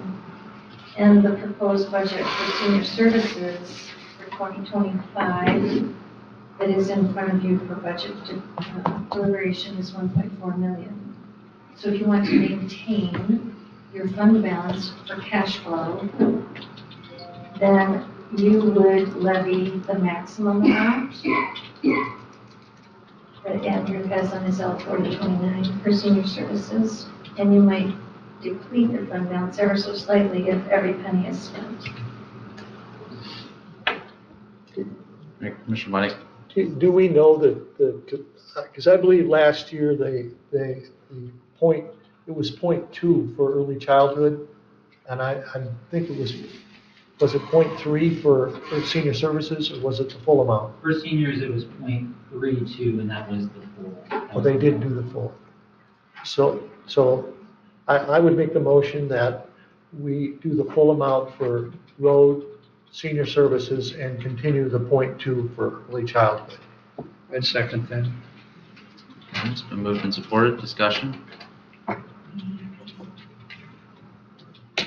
right. All in favor of that motion, say aye. Aye. All opposed, say nay. Motion carried 7-0. Can I ask just one more question? The 650, I wanted to interpret correctly what you said. The 650 is on January 1st, but the bulk of the money for these two services in particular are coming in the next month to 6 weeks. No? No, when this goes on the tax roll, the collection starts December 1st. And typically, you will get early payers of their taxes, and that will come in January, but they're all due February 15th in some townships, February 28th in others. And then they become delinquent, and then the treasurer settles on the county in May. I used to know what their fund balance, I can't remember now, as of January 1st, but it still is very sizable, I believe, the fund Approximately balance. 650,000 in both the childhood and the senior services. On January 1st. Okay, so I think I'm correct in saying that there's $650,000 on January 1st, and the bulk of the money for their property taxes are coming in the next 6 weeks. No, I'm not. If you think about the fact that if you go into January, February, March with only $650,000 in your cash balance, I'm projecting December 31st of '25, if the budget for senior services is going to be approved at 1.4 million, divide that by 4, your first quarter will eat up that fund balance pretty quick. But that's also when all the revenue is coming in, right? Am I? We hope, yeah. Well, it does. I mean. But it doesn't come in right away. No, I understand that. I'm just saying that we get used to to the fall balance because so many taxes are paid in the fall. And in this particular case, from the time that we get our audit or we get our fund balance from January 1st, that money does not have to last 9 months like it does for many other services. Okay. All right. Yeah, floor board. Any other questions for Andrew or Kathy before we're good? All right. Thank you. See you soon, Andrew. Thank you, both of you. All right, item number 2, we have facilities 2A, approval to issue RFP for replacement of dimmable lighting system. Something you're taking on, Jim? Actually, this was presented by facilities, but Let's see Pat here. it's a recommendation regarding the dimmable light system in the jail. There's a proposed motion and to essentially pursue an RFP, and Pat's included the potential RFPs to potential contractors to distribute the RFP to, and some potential possible grant money that we could pursue. But all we're really asking in this context is to allow us to submit the RFP for the work to be performed. Mr. Walter? So a recommendation to Leelanau County Commissioners to authorize the issuance of a request for proposal to solicit competitive bids for the replacement of dimmable lighting systems at the Leelanau County Corrections Facilities connecting corridor with 2x4 drop-in LED panels as described. Direct staff to explore the listed applicable grants and programs for funding support prior to contract award. Support. All right, moved and supported. Discussion? Is this budgeted? I don't know that answer. It's not, because we don't even know what the cost is going to be at this point. And it may not be pursued necessarily in this budget year because of the timing. Could get bids included next year, I guess. And included in next year's, yes. Okay. But again, it's intended to get competitive bidding to find out what the cost might actually be. Thank you. Which I believe now is a good time to get an RFP together because we're doing our budget anyway, so. Exactly. Any other discussion? Not, all in favor of that motion say aye. Aye. All opposed say nay. Motion carried 7-0. All right, next up we have the humidification system for LEC. That one is, we're actually proposing a specific acceptance of a specific quotation. I included or described, give you a little preview of this in my last time I provided an update to you. It's a $16,450.28 expense. This is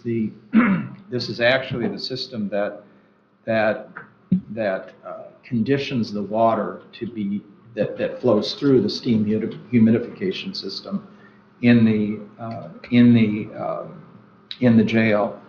We're asking you to accept the quote from McCardle Culligan. This is a quote that was actually received back in September of 2024. And they've indicated they will honor that quote through the end of October 2025. And that's why we're pursuing it at this time. It's, to be honest, an issue that fell through the cracks in the transition between new facilities directors and new administrators. Technically, it would be a waiver of your board policy regarding bid requirements, but essentially it's Culligan replacing a system that they installed some time ago that is now in need of repair. The bid system, or the bid, your budget rules do not differentiate between necessary repairs and capital projects. Perhaps it should, but it would require a waiver of your bid requirements. Mr. Wessel? I move to waive the bid requirement and approve the quote from McCardle Culligan dated 9/5/24, valid through October 2025, for the replacement of the humidification system in the correction facility. Second. All right, it's been moved and supported. Discussion, Commissioner Bunny? Yeah, I would just ask that we say where the funds come from when we go to the next, at our next meeting. That's reasonable. Any other discussion? Not, all in favor of that motion say aye. Aye. All opposed say nay. Motion carried 7-0. All right, next up we are to finance. First one we've got MIDC grant acceptance. Yeah.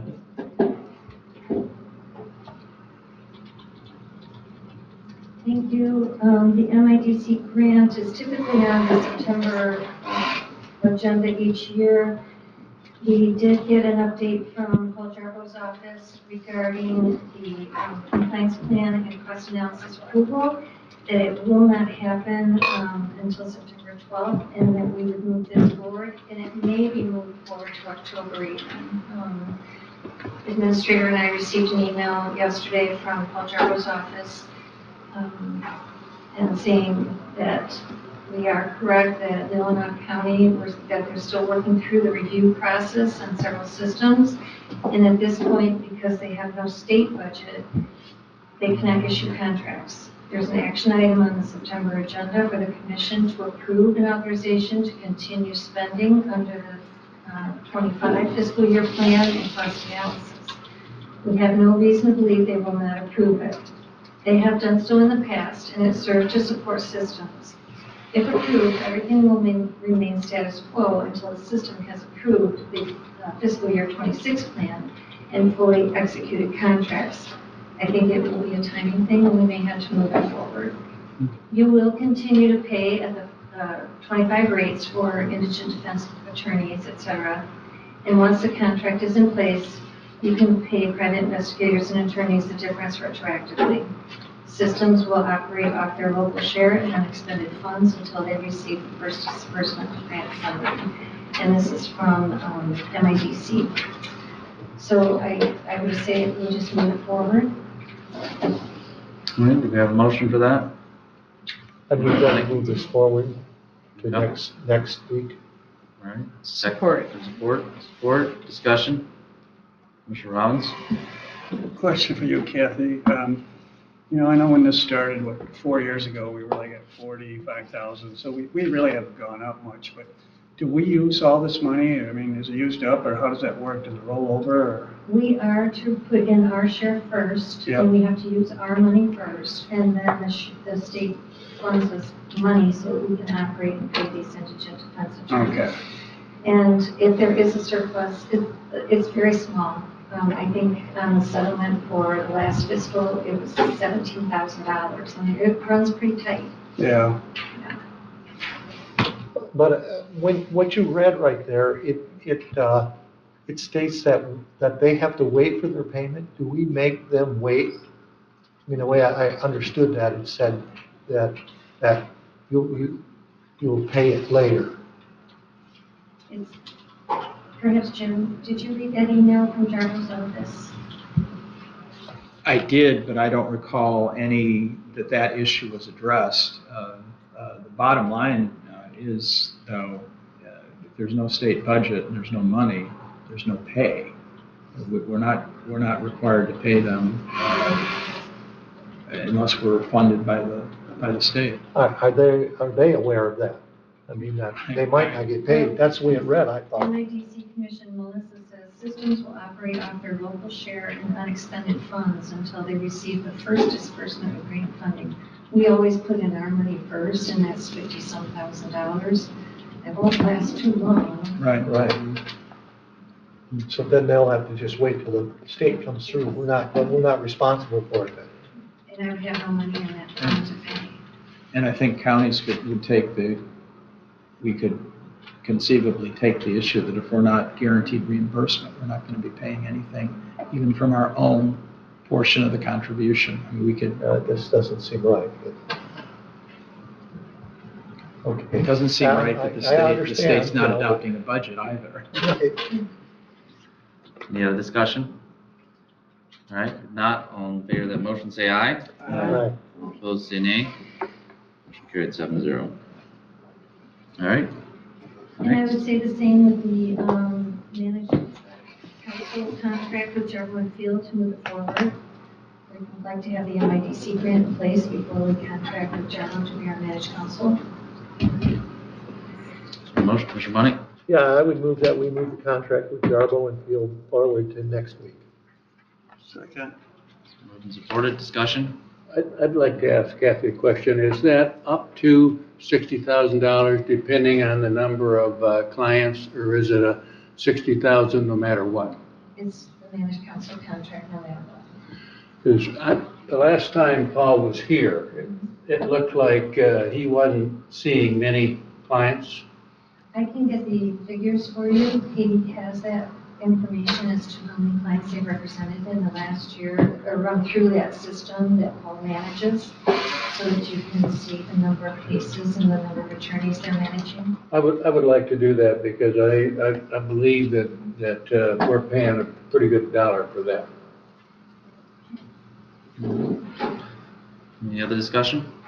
All right, if not, all in favor of that motion, say aye. Aye. Opposed, say nay. Carried 7-0. All right, next up, we got some housekeeping contract extension. And the board Yes. meeting. We're talking about your use of Leelanau County Family Coordinating Council as your manager of opioid settlement funds. And in your EDS, I gave you some history. Jim and I have gone over the origin of this relationship with Leelanau County Family Coordinating Council. And they were budgeted in '24, and this document that's attached to your EDS was crafted. And then in '25 budget process, the board determined that they would like to continue the services of LCFCC with regard to management of settlement funds of up to $64,000, and it was appropriated. And Jim and I have looked at this contract a bit, and the one area of term and expiration, the parties may extend this agreement for additional terms as outlined in an amendment to this agreement.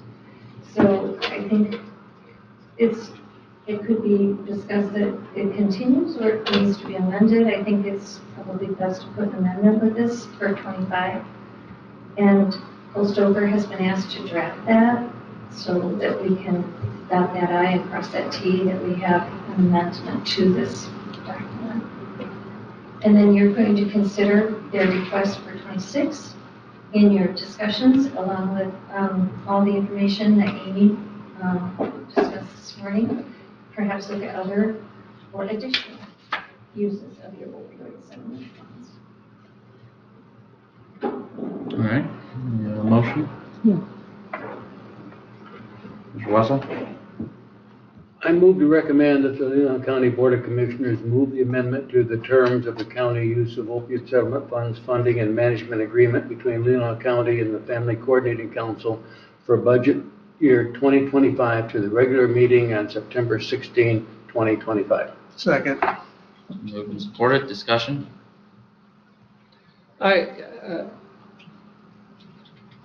wonder about, I mean, I know this is already in the budget, but I would appreciate, and I think we should include some reporting along with this contract. This has been, I guess I have some confusion. So let me start with, this is the 2024 budget or contract we have here. That is when it was originally written. And the one we're going to consider is being rewritten by Cole Stoker. What should have happened is the contract in the 2024 contract should have been extended at the time you appropriated the $2025. It just didn't happen for whatever reason. So we would revise the contract to continue it until at least through 2025 and perhaps through 2026 as well, if you approve their funding request in the upcoming budget. Yes, this should have been done back at the same time that the appropriation occurred, but it just didn't occur. I guess I'm dealing with hypotheticals because I don't know what will be in the next one, but I'm assuming there will be some type of a budget provided in the contract before us next week over how monies would be spent. The contract does contain a scope of work with a budget, and it's essentially a continuation of those same services for an additional year at the same cost. I would like to have a comparison for 2024 of what was spent compared to what was budgeted. And I'm not trying to pick on this organization, but I do think it's important that we spend these monies, as wisely as possible. We just heard from the expert on the expenditure of these funds that the cap on indirect costs is typically 10%. For instance, here we have one of the most tied for the most expensive piece is coalition coordination. I have no idea what that is, but it's $12,000 out of $64,000, which is about double the 10% thought. I know you're going to say that they spend their money wisely and all that, but I just think that, I'm sorry, I didn't mean to be dismissive of that. But I think it's our job to look beyond just what's in front of us and ask questions in more detail about how these funds are being expended. And honestly, I'm not sure. It was a previous county board, but honestly, I'm not sure I would have approved a budget that has $12,000 for coalition coordination. And if someone can explain to me exactly what Leelanau County, what this group is, as far as are they under the auspices of the court? Are they under? I tried to look online. Honestly, I did not find a website. I tried to do research on the organization itself, and I know it's been around a long time. But I don't know if I don't think they're a nonprofit, didn't find them there. And I don't know the makeup. Could I answer that? Yeah, you're a member, right? I'm not a member, but I used to be the coordinator. Okay. And I was a coordinator for 4 years. Okay. We were not a nonprofit, but we were a part of the Department of Health and Human Services. They were our agent. And we also were payroll was processed through Goodwill and Northern Lakes Community Mental Health. part of my job as a coordinator for that council was on a monthly basis. We had to get all the social services providers in the region, not just the county, but in the region together in a room and see who is serving what and what are the unmet needs. The coordinating council was put into place because Governor Engler said there's too much duplication of services. So I want in every county a coordinating council of some sort to make sure that we're not wasting dollars. For that $12,000 that we're paying the Family Coordinating Council, that pays the cost for those monthly meetings. It pays for Sharon's services. It pays for weekly laundry events at the laundromat in Sutton's Bay, where clients from across the county can come in there. Social workers are there, nurses are there, healthcare advocates are there, mental health specialists are there. While they're doing laundry, they serve those clients. That's what we get for the $12,000.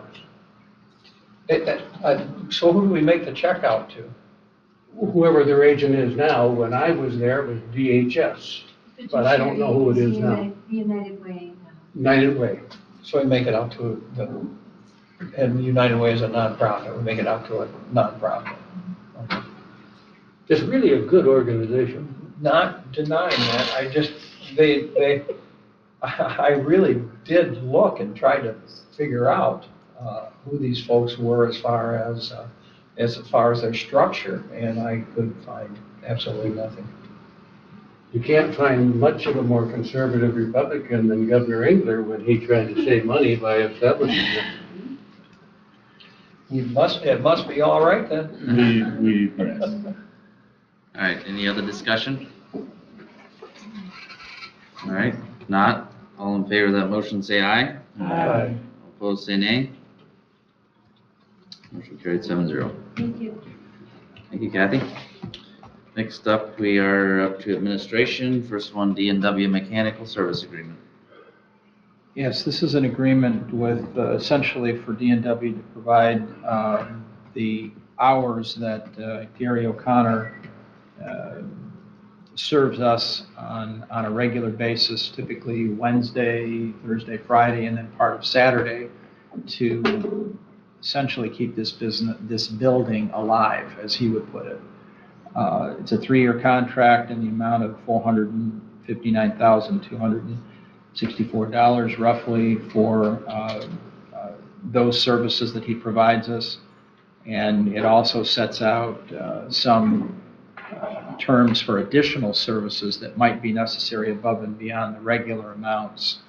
It's essentially a continuation of the existing arrangement. We're asking you to consider that moving forward through December 31st of 2028. Motion, Commissioner Algar. It is recommended that the Board of Commissioners approve the 3-year service agreement with D&W Mechanical for facilities maintenance services provided by Gary O'Connor, effective January 1, 2026 through December 31st, 2028, at the total contracted amount of $459,264, and waive bid requirements due to the sole source nature of the dedicated technician arrangement. Support. All right, let's move to support. Discussion, Commissioner Money. Yeah, I mean, now that we have a facilities director, I would think that this could be reduced, that he could take on some of the responsibilities that Gary does. You know, changing bulbs, things like that Gary does that are, they say are for electrical, but I think there's things that he could do that are in this contract that when we could really look at it seriously to reduce it, how much we get from outside work that's contracted as opposed to our maintenance guys doing it themselves. You know, rather than just renewing it completely. We didn't have a facility director before. Now we do. So I do think that we should really look at it a little more thoroughly. Any other discussion? Commissioner Campbell. I really do appreciate what Gary does.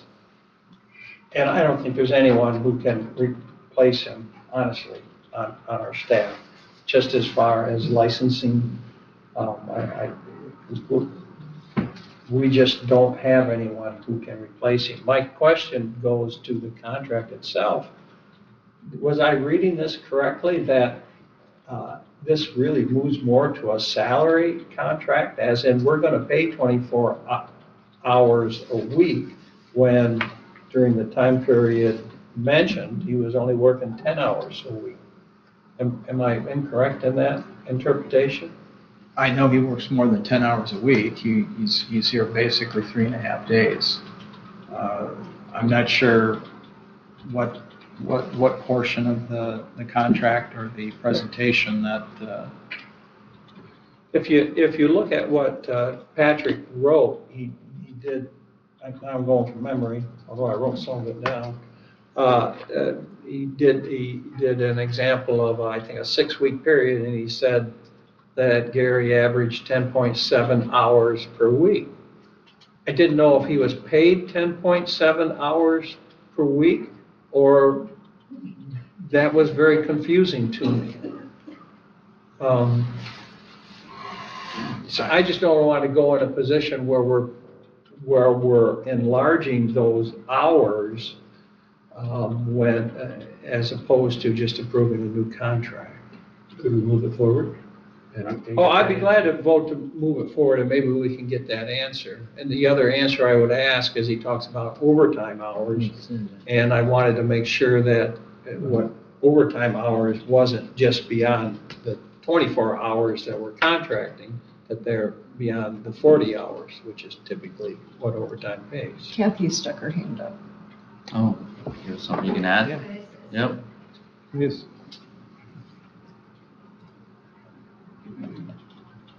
Gary is employed by D&W, and so D&W provides him to us at the number of hours per week in the contract. I believe that, so he's not an employee of the county. Correct. I'm not sure of the reference of 10 hours or whatever, but I do know he's on site, on campus, 3 days a week. As well as a portion of the day on Saturday. No doubt. Yeah, I don't recall the 10.7 hour day. It's on page 1 in here. It's an analysis of completed work hours by Gary O'Connor. It states in here, total completed hours 74.92, average hours per week 10.7, lower than the proposed 24 hours /week in the contract, suggesting part-time or as needed work in 2025. So it's just an analysis, I believe, that he put together. Okay. What it looks like. Yeah, that's the time span from June through August, June 12th through August 21st. It didn't help his case. To me, it's confusing. Yeah. It says he averaged 10.7 hours per week, which I couldn't equate with the new contract. I agree, he's here all the time. I mean, yeah, and probably more than what. We'll certainly get you an answer to that by next week, but Okay. I'm not sure why that analysis was included in the write-up, but. Maybe he's coming in a half day. All right, Commissioner Robbins?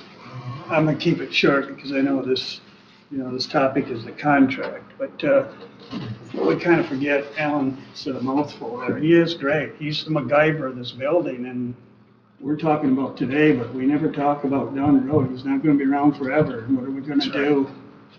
We gotta start in budget or start long-term. What are we gonna do I've when been he's not talking to him here? about that very subject. This at least secures us through December 31st of 2028. All right, Commissioner Bunning? Yeah, I guess, I mean, I'm not trying to say to eliminate him. I think Gary does a great job and I like him. But I'm talking something like cleaning the screens. That could be done by our maintenance or, our facilities director. Adjusting a flush valve on a toilet. I mean, I can do that. I mean, so I don't think that we have to hire somebody at $100 an hour when we have these people here, who can do those things. So, I mean, I would just say that we need to reassess what he does, still keep him on, but maybe it doesn't need to be 24 hours a week. That's all I'm saying. And that some of these things we could make it as part of the facility director's job, or his maintenance bins, whoever. All right, so from what I'm gathering here, everybody seems in favor of it, but if we can get some answers for next week at a regular meeting, we'll move it forward, and then we'll take it up there and hopefully have some answers for it by then, if everybody's good with that. I can read, it says for Leelanau County's volume, 74.92 hours in 7 weeks. The contract provides stability at mid-market rates. The contract deals with an overall number based on a year. It's not broken down by hour, just assuming he's gonna be here for 3 days a week. So that's not part of the contract, what I'm reading, that's part of the report that we received. And there's just a disconnect between the report and what the contract says. Yes. Yes, I do. Okay. All right, so we need to change that motion, is that what you're going after? Yes. Did you want to, Well, I didn't do the motion, so. oh, did you want to change that motion when, to just forward it on to next week? I think you'd still want the motion to stay the same, because that's all that all the motion does is recommend that it be approved.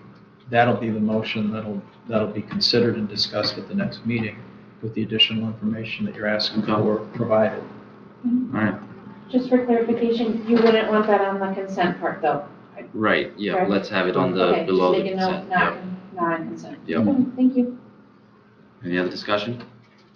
Not, all in favor of that motion, say aye. Aye. All opposed, say nay. Nay. Motion carried 6-1. All right, so no, it doesn't Now have to you be on know the it's consent. Now you make it certain.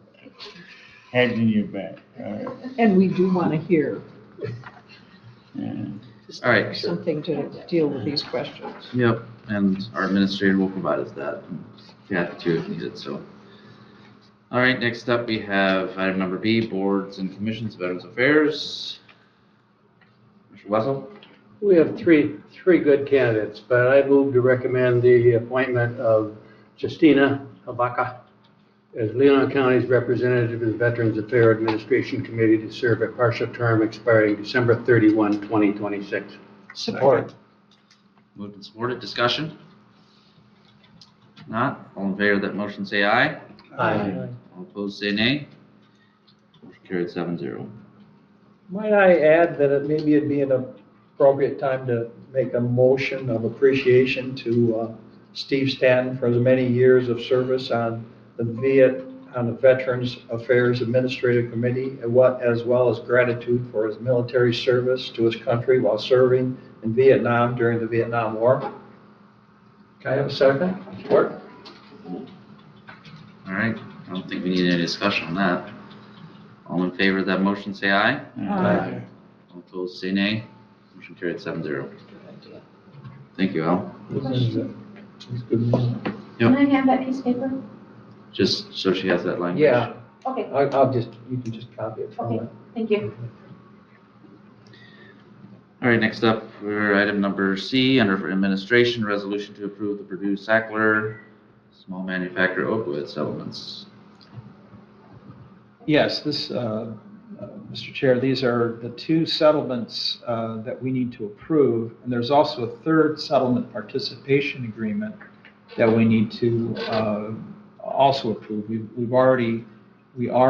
That settlement did not require your approval to enter into it, but you do have to essentially elect to participate or not.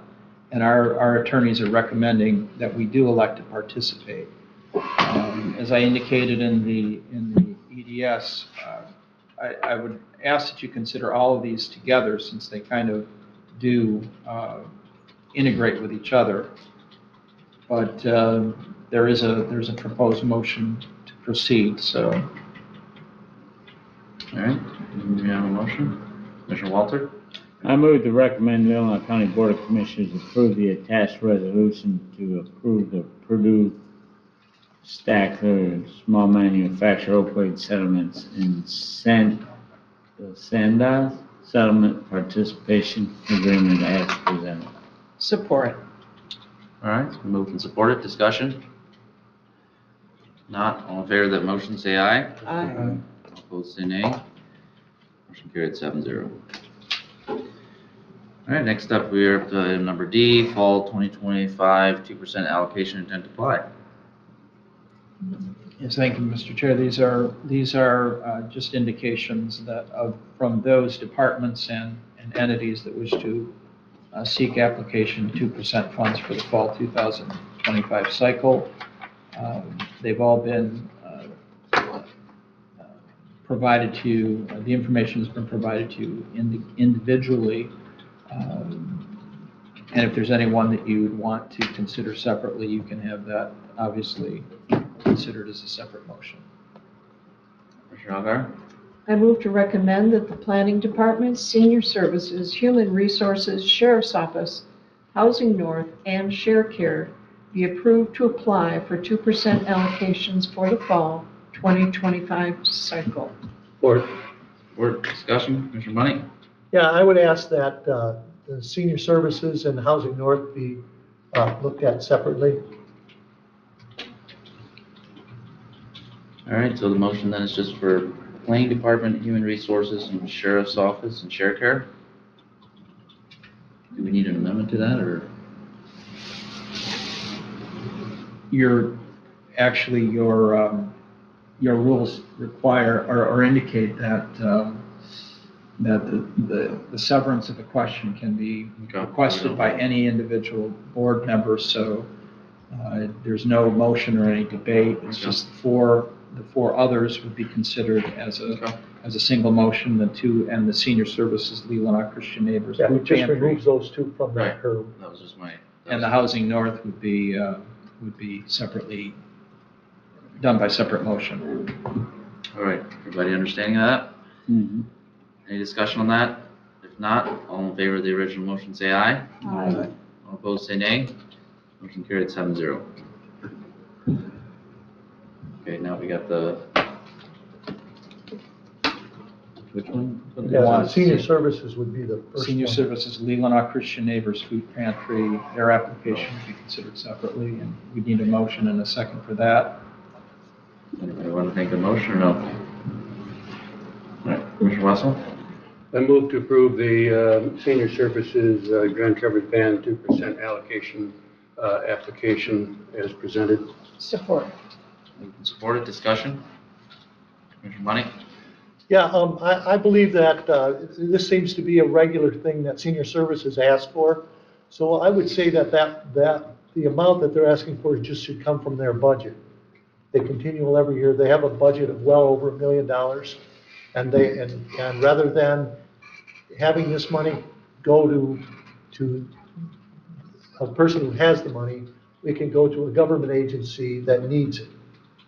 So, I mean, I just think that this is not something that, it happens it seems like every meeting. I haven't seen what the $58,000 they got last time went to. So this could be put into their budget as a regular item. And we wouldn't have to take it from other entities of government. It sure would seem Senior Services is limited in age and income qualifications. This money goes to the Leelanau County Food Pantry for everyone in the county. But then that's a violation of the rules. No, Yes, because it has to go to people 60 and over. if it's done through Senior Services, they're just passing it through. All right, Commissioner Wessel? Yeah, no surprise it came up, and no surprise my response. But I just reviewed the 2025 United Way Alice data for Leelanau County. 38% of our families are in the Alice category, and 9% of our families are in the poverty category. Almost 45% of our families are restricted by resources in our communities. We need to step up and support our community partners.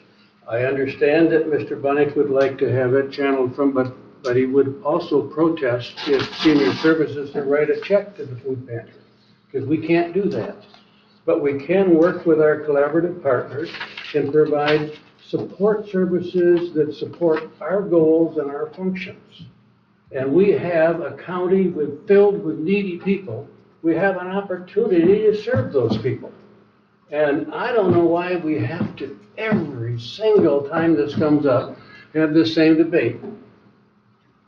It's legal, it's good for kids, it's good for people, and the tribe is a partner with us, and they support it because they value it. All right, any other discussion? Mr. Money? Yeah, it has to go to people 60 or over. Senior services, that is their criteria. It cannot go to people in general. And so if that's what you're saying this is going to do, we're actually violating the policy of senior services. Because this fund is funded through senior services, it is tax dollars, and it needs to follow the rules of senior services. It cannot go into people in general, and that's what I know is happening. And so we continue to violate our own rules and and actually what was the funds that were set up for senior services. So I would have to say that we're not only violating our own rules, we're also taking tax dollars and away from other government agencies, whether it's schools, fire departments, villages, and townships. And we're actually giving these tax dollars to in an illegal manner. So I do believe that we cannot, if what Commissioner Wessel is saying, he's completely wrong in how we're giving this money out. And we should find out what we're doing, if it's going to people over 60 or not, because it has to, if it's through senior services.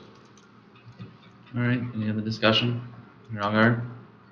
I think we need a legal opinion on that, but we have, because we hear this every time this is approved.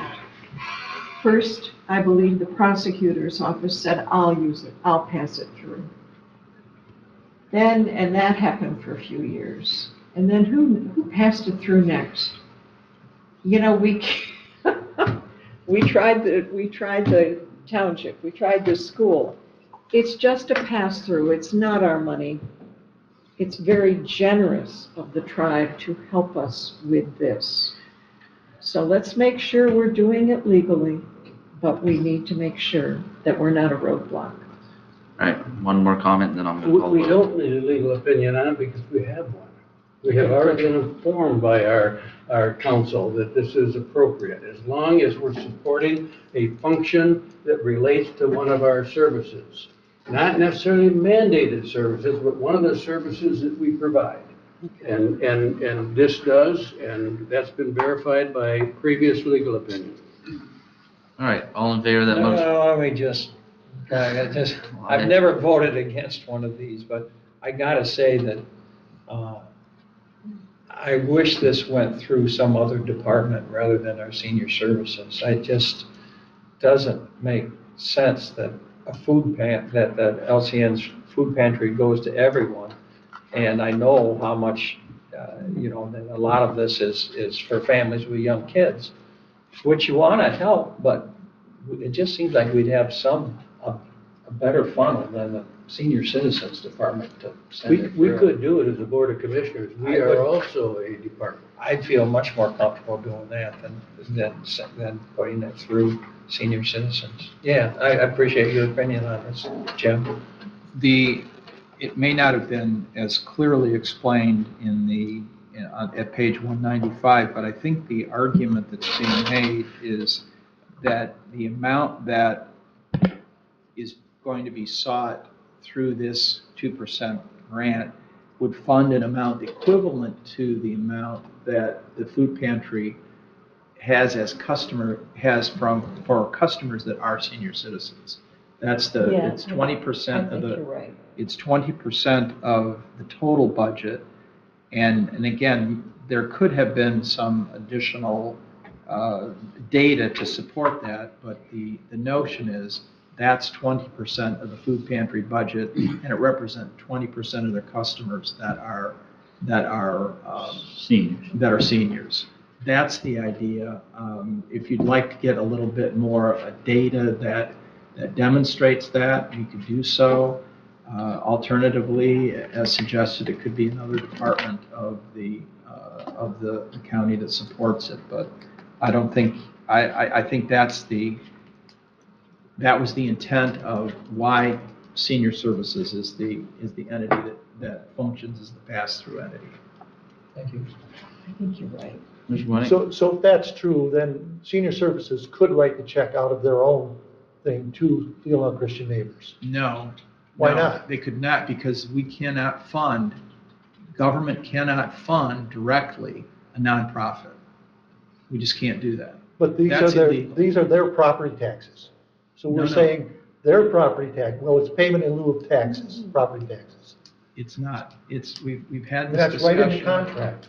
It is not, I don't want to. But Jim, we can contract with a nonprofit. We can contract with a nonprofit. That's what that's what the legal opinion that we had from the past says that. That is exactly what the consent judgment from that defines the 2% process, as well as the tribes process indicates is appropriate, is when there is a contract with a governmental entity that this can, acting as the pass-through entity, they can fund, the tribe can fund nonprofits in that manner using governmental pass-through. They're permitted to do that. And to challenge that You're process. contradicting yourself there. You're contradicting yourself because you're saying that senior services can't send it to them, but if they have a contract, they could. But No. you're saying if it comes through the 2%, then they don't have to have a contract? I'm not contradicting myself. What I'm saying is senior services cannot, with its millage funding, support a nonprofit. It can support a nonprofit from outside sources, like the tribal 2% funding. It can do that. Should we call the question? All right, yep. All in favor of that motion, say aye. Aye. All opposed, say nay. Nay. Motion carried 6-1. Thank All right. Now we only have the Housing North. If somebody wants to make a motion, not, move on. I would, yes, we do. I would move that, or I would recommend that Leelanau County Board of Commissioners approve the 2% grant allocation for pass-through to the tribe for Housing North. Support. Supported, discussion? Mr. Money? Yeah, I would just say again, if we're going to try to give tax dollars to these people, then it should come through this regular board, through our regular general fund. It shouldn't come through this, because when we do this, we can be taking it from schools, we can take it from local townships, fire departments, libraries, and if we want to believe in this, then it should come from this board here, not from the 2% funds, which funds many other government agencies. Any other discussion? Not, all in favor of that motion, say aye. Aye. All opposed, say nay. Nay. Motion carried 5-2. Who was in the second? Commissioner Walton? All right, next up we have 4E, authorized request for proposals for auditing services. That was in your handout, I believe. Yes. We needed a couple edits to the EDS before it was provided to you. It was noted on the agendas as item 4E. Essentially, we're recommending that you pursue at least a 2-year, if not potentially a 3-year contract with an audit firm. I would expect the incumbent, Raymond, to be an applicant and be considered. One of the other, at suggestions of a couple of board members, I've included an optional engagement scope of work that would suggest the evaluation of our budgeting and budgeting process, our forecasting methods for revenues, our fund balance policies, and matters of that sort. to have the audit firm actually present a best practices proposal to the county, separate from the audit, but be considered as part of that RFP bid. We have a RFP that was done in 2024 that could be quickly and easily modified to get it out no later than the day after your full board meeting. We would like to get this considered as soon as possible because we're running out of time to actually engage someone to perform this work. Last year, I think you withdrew the proposal because you just decided to pursue an additional year with Raymond, and they agreed to do so under their existing contract. All right, do we have a motion? Mike? Yeah, I move to recommend that the Leelanau County Board of Commissioners authorize the preparation and release of an RFP for auditing services as discussed commencing with the 2025 audit and for a period of at least 2 years, not to exceed 3 years, with the final version of the RFP to be approved at the September 16th, 2025 regular session. Support. Supported, discussion? I'd like to, it's a very similar subject, but as long as we're going in this direction, I would also like to see bids for legal representation also, and not today, not tomorrow, but at some time. I know we've had the same firm, and most counties have the same firm, but I also know we went through the process as a county, probably 10, 15 years ago, ended up exactly where we were, sort of, but I think, I think we did have reworks within the contract, and actually I think it helped strengthen that relationship, but it also provided local firms with an opportunity to do business with the county. So if you guys would, maybe we could put that on, not this meeting, but the next meeting, if there's an appetite for that. Separate subject, but probably somewhat related with professional firms going out for RFPs. Is that contract even up or close? I haven't looked at it. I don't think it is. I could get information for you. I think it just gets renewed every Right, but I year. don't think it's up to, Well, we're under contract. we can find that out if there's an appetite. You ask if there's That an poor appetite. horse. Yeah. I think there's real value in having a representative that works with 95% of the counties in the state of Michigan. And that's worth some capital. I agree. Can we get back to this motion? Yep, that was a request. Usually I try to bring those up under commissioner comments, but since we're under that, I get where you're coming from, so. All right, I swayed in. any other discussion under the original motion? If not, all in favor of that motion say aye. Aye. All opposed say nay. Motion carried 7-0. All right, next up, we are up to Board of Commissioners 5A, hiring freeze. It's an agenda item that was requested by Commissioner Rollins. Well, about 10 minutes ago, I was thinking about polling this when Commissioner Bunning said that maybe he could clean our toilets, but we'll move forward. Anyway, I move to recommend that the Leelanau County Board of Commissioners adopt by appropriate resolution a temporary hiring freeze until such a time as the 2026 budget has been approved. The Board of Commissioners will not approve new positions. No positions authorized in the 25 budget but currently vacant may be filled unless appropriate elected officials or department heads and the county administrator agrees in a written report. The position is essential to continue existing levels of service. Support. Supported, discussion? Mr. Rollins?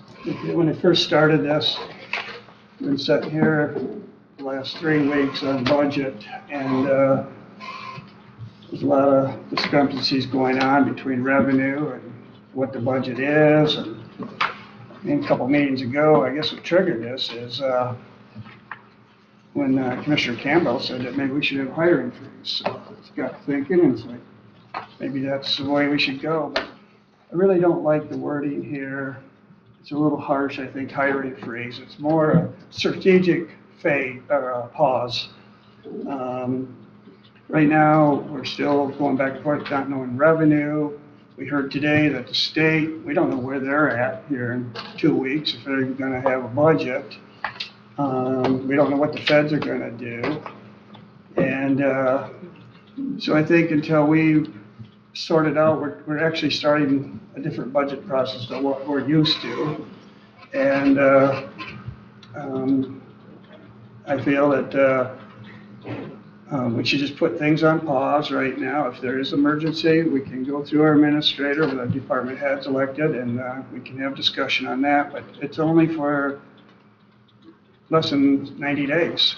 I mean, we'll get this done here probably by 1st of December, but until then, let's just sit back and see what funds we have. We're going to have departments coming in.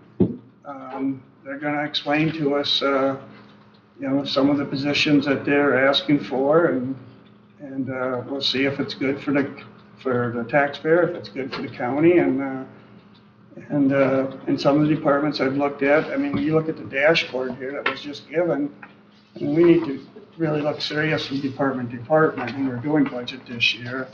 And there may be some departments that probably overstaffed, some could be under. But I think for the time being, until we know what direction we're going, I think it's safe, it's good business, smart business, that we just put this on pause until the budget is complete. Mr. Wessel? Yeah, I support this motion because I've, for a long time, been uncomfortable with, when vacancies occur, we ought to see if there's an opportunity to take advantage of that position and serve our needs better. We always just roll over positions. We've got new software coming, we've got new needs, we've got new technology. When we have a vacancy, it seems to me we ought to say, is that the best use of funds? I did look at this dashboard too, and I look across all of our departments. And I know this is just rough and different counties do it differently, but in most of our departments, we're almost at the top of expenditures per resident. And I think we ought to look at that. And I think not only should we have a hiring freeze, but we ought to have a long-term plan for meeting the needs of the future. And it may mean some decreases in some departments and some increases in some other departments. We've also added 10 hours a week to each staff person working in these buildings. And we don't, right? 500. I mean, 10 hours a month. Yes. 10 hours a month. So 20 that's hours. the number of staff. That's I a like lot your of math. hours. That's a lot of hours. So I just think it's an opportunity to be cautious. It's an opportunity to be responsible, and I support it. Any other discussion? Yeah, it really does make sense on the face, but I'm wondering, there's the hypothetical, and then there's, well, how does it work in the real world? What positions do we have open that this would affect, that we're in the process of hiring, or that are budgeted, that aren't filled? To my knowledge, there are 2 open positions. There's a position in the finance department and then typically there's a position in the sheriff's deputy position that are currently open. Typically. So the finance position it was in the budget, and I assume our finance director assumes that she's going to be fully staffed. I just know we had this discussion in, I think, May, and we were, paying the quote-unquote subsidies. Now we're not. And I just want to make sure, as we get into this budget season, that our finance department is ready to rock and roll as we're ready to rock and roll. Should we hear from? Right, it was Commissioner Bunnick's hands been up for a little while. Yeah, that's my concern too. We have positions that we've already allocated, and I know the sheriff has people in school that are coming out and that he's planning on hiring. I know that the finance director is looking at person to hire, and I think I like the idea of looking at each one, but I don't think we have to stop what's already been set up. So I don't think we need to get into a hiring freeze. We're really looking at our budget, and I think that's the time to really look at these things, but not to stop people from doing the work they need to do or hiring the people they need to hire. And if we're going to look at a different audit company, I think we really want the finance director to be fully staffed, and we go through that. So I would not support a hiring freeze at this time. All right, Commissioner Hoggar? I'd like to hear from the finance director what position she still has to fill. I thought you were done. Kathy?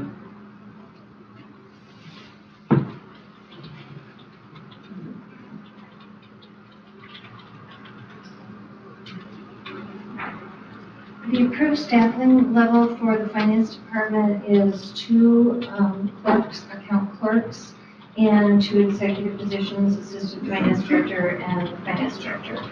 Those are funded, they're approved staffing levels. They are budgeted for 2025.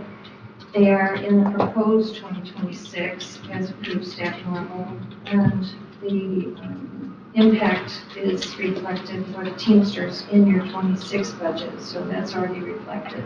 These are Teamster positions, and typically the staffing in the office, one clerk is predominantly AP, and the other clerk is payroll and grant reporting, grant reconciliation, billing, things like that. So I've been training Mike Berkmeyer, my assistant, in payroll, because I want him to train the next payroll clerk. I tried to train the previous payroll clerk, but that took me out of my role in an executive position to assist you. So I would like to restore my department to where Mike is overseeing the day-to-day and can put me back into my executive position to be able to report and make it better. And so this position is open. I also have a plan, and it is underway, to cross-train both clerks so that if we have a leave of absence for any reason, the one clerk can cover for a short period of time and have a knowledge of that desk. So my clerk Elizabeth has indicated she would like to expand her knowledge of the department and be laterally moved into the payroll position. And my hire would be as AP. So you only have one account clerk? I thought you had 2. I have 2 approved, I only have 1 in staff right now. It sure seems like that's it. But the motion that's on the table says that the department head or the elected official could meet with the administrator, and if they both agreed that that was a priority, then they could fill it. That's only responsible administration. I believe that we hired an administrator to help us, and Kathy should meet with Jim, and if they agree this is critical, then that motion allows it to be filled. But what I think the motion says, we're not going to just fill it without that kind of interaction. All right, Commissioner Robbins? As far as the ones in the sheriff department, they are technically hired. They're not going, they're in the academy and they have a job, so they're not getting cut. Any other discussion? I appreciate the discussion. I was talking about in the future budget when I brought it up, but I think it is a valid discussion for the current budget too. I may not vote for it, but I appreciate you putting it on the agenda and having the discussion. I think that's important. Any other discussion? Just one point. It's not unusual during the budget process to pause hiring, particularly if there's a possibility that you're going to consider changing positions in the future. So this is something that you might even want to consider having part of your budget rules in the future. But I understand all the arguments, pro and con, and I agree that the motion does give some flexibility where there's a specific need. There's a specific need demonstrated. All right. All in favor of that motion, say aye. Aye. All opposed, say nay. Nay. Motion carried. Go ahead, roll call. with the understanding that you'll approve of conflict. Go ahead. Commissioner Robbins, Yes. Commissioner Walter, Yes. Commissioner Wessel, Yes. Chairman Yoder, Yes. Commissioner Elguyer, Yes. Commissioner Bunnick, No. Commissioner Campbell. No. All right, 5-2. Okay. Now, I have that this is a resolution, is that correct? That was a motion. It says, yeah, your motion is by appropriate resolution. The resolution will have to be Okay, prepared for the next meeting. I just wanted to make sure someone's producing a resolution for Tuesday night, Okay. correct? Yeah. Yes. Okay, I just want to make sure. That wasn't mentioned. Thank you. All right, next up is 5B, release of attorney opinion regarding conflict of interest policy. It was brought to the board by Commissioner Campbell. Everyone's got the information on it. There's nothing secret about this particular opinion. And I just think that people pay for the attorney and the attorney's opinion, and they should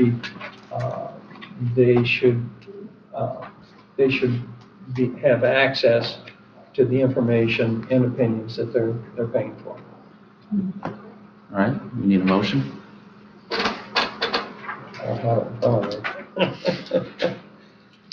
All right, I'll do it. I move to recommend the Leelanau County Board of Commissioners waive its attorney-client privilege and release the July 25th, 25 legal opinion concerning conflict of interest.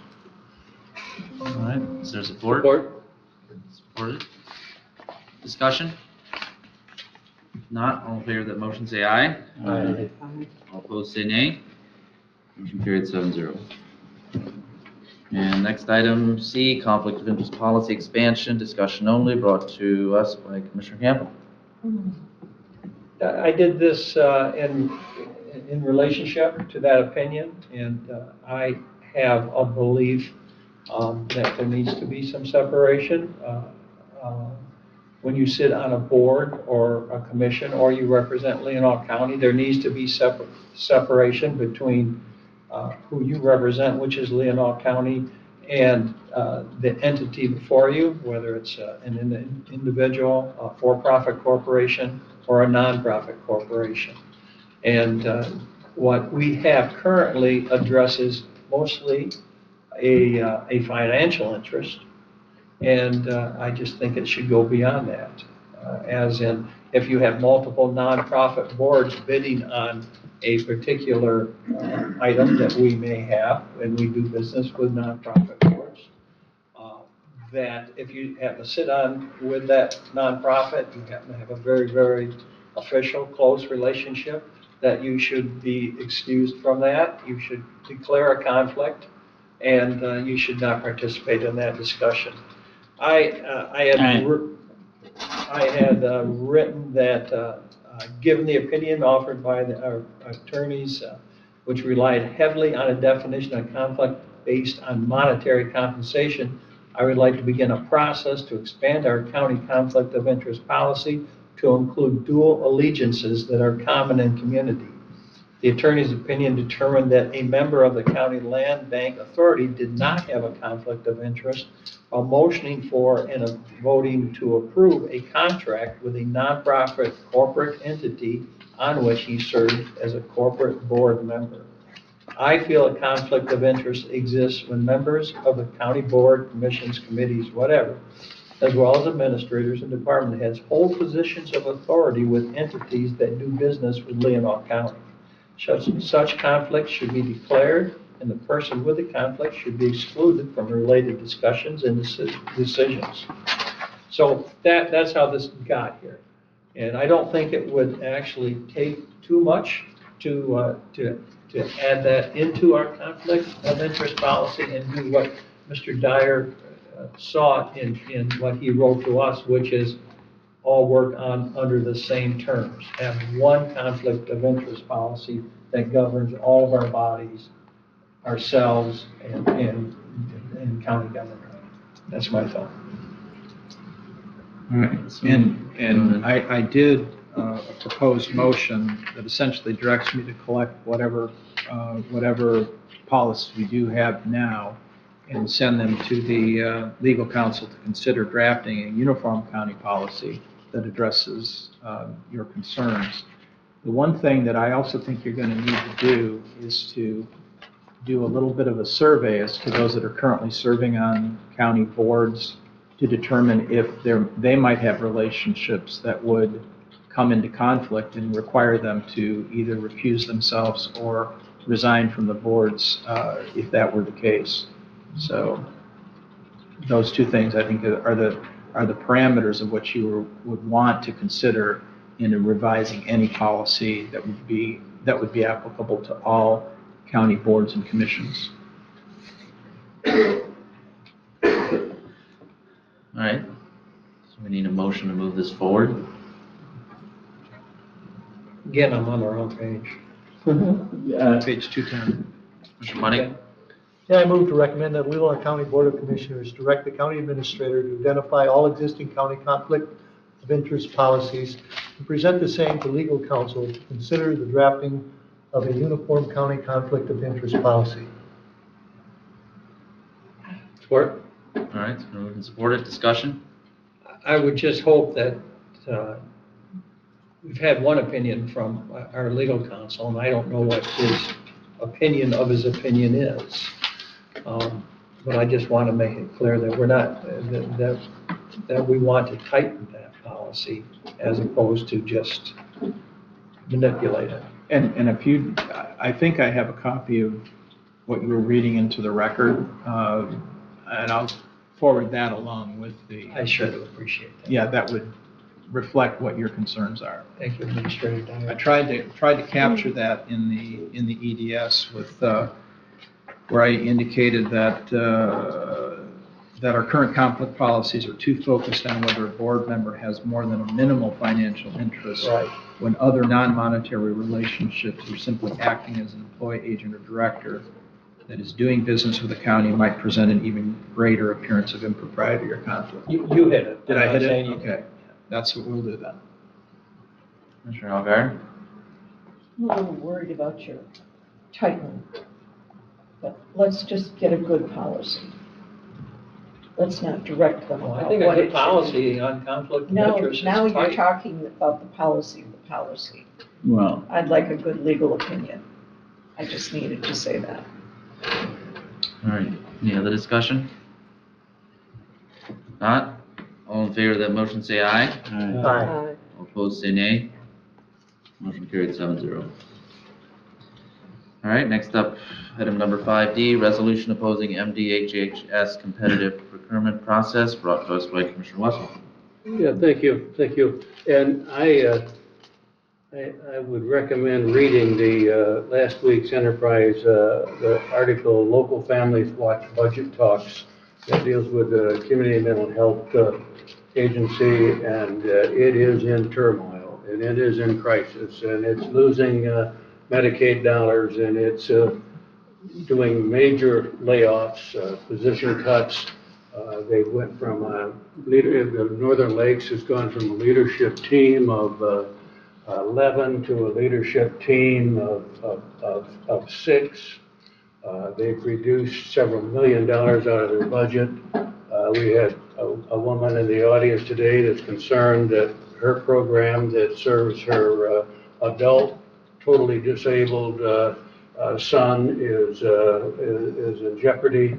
And the article, Amy does a good job of summarizing, but the state has come forward with a recommendation to privatize many of the Medicaid services. And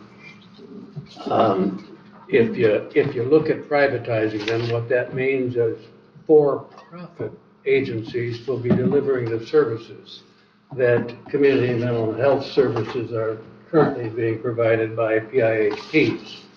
That's so a 15% cost maybe at the private with a 2% at the PIHP. Most of the community health associations or organizations and the state mental health association are urging that the state does not proceed with that. It will it will restrict services to those that have insurance. We all know that some of the most needy ones are the ones that need the most support. This resolution is being circulated. Will and I saw it a couple of weeks ago. I am urging all of the counties in our region to support it. We cannot allow the state of Michigan to dismantle the community mental health services in this state, while at the same time the federal government is doing much the same with their Medicaid decisions. So I would move to recommend the adoption of the resolution opposing the Michigan Department of Health and Human Services plan to implement a competitive procurement process for prepaid inpatient health plans. Support. Moved and supported, discussion? Commissioner Algar? I used to work in mental health, and especially for Medicaid services, the pay was not even sustainable for the person doing the service. So for a Medicaid client, I think I got $20. If a for-profit entity got into that picture, no one would be able to afford to give services. And that is, as a practitioner, that would absolutely destroy any services. There's very little money allocated, and if part of it had to go to a for-profit entity, that's a total misuse of our funds. Any other discussion? Commissioner Campbell? And thank you for bringing this. This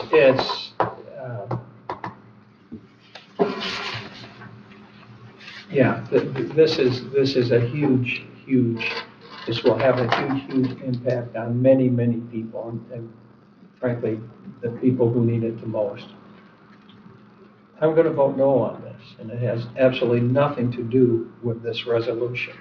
But I've seen these resolutions devolve from embrage to abortion before. And I just, as a county board, I don't want to get into these types of resolutions on affairs that are well beyond our means to affect. So that's why I just don't. I could come up with 10 of these a meeting, and I know. I want to react to it if I can now. Oh, please. Because I think the board's been really responsible over the last several years not bringing silly resolutions to the table. I think so. But this is a resolution that directly impacts the services that we're supposed to provide to our residents. This is a resolution that protects local control. This is our business, and for us not to take a position on what's going to happen to our 20,000 residents out there is irresponsible. This is not an irresponsible resolution. This is a message to the legislators: please don't destroy the services that our county residents get. It's quite different. Any other discussion? Commissioner Bunny? Yeah, I would say that, yes, bringing Enbridge here for a resolution is silly. I would say bringing abortion here is not silly. There's a huge difference between the two. Right. Any other discussion? Not, all in favor of that motion say aye. Aye. All opposed say nay. Nay. Motion carried 6-1. All right, next I was on your up, side. we are to review of financials. And our finance director here. Anybody have any questions? Ladies and council questions? These are pretty typical invoices. I didn't see anything. Was concerning. Yeah, I reviewed everything and it was pretty much all standard, it seemed like. Anybody have any questions? Did the point contract for region cabinet 14 get paid? No. Still outstanding. Because I got one property that has an issue. I'll get with you. I'll get with you. Any other questions? All right, doesn't look like it. Next up I is. have a couple of those Question? All right, properties that still. next up, we have special reports by staff, commissioners, and affiliated agencies. Any special reports? All right, if not, we are on to our final public comment. You have 5 minutes to address the board. Do you have any public comment? Mr. Mikowski?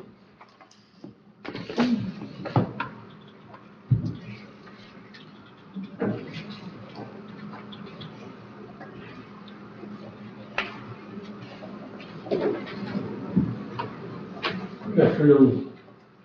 The issue of legal opinions regarding conflict of interest. I recall in 1996, I believe, where Judge Rogers issued an opinion on conflict of interest, which was more restrictive than everyone was aware of in the state of Michigan. And I'm curious whether that restriction still applies on your legislature, or has been, that was more restrictive. I have a copy of it at home. I think we'll find it incorporated in the zoning case that we know. This is going to be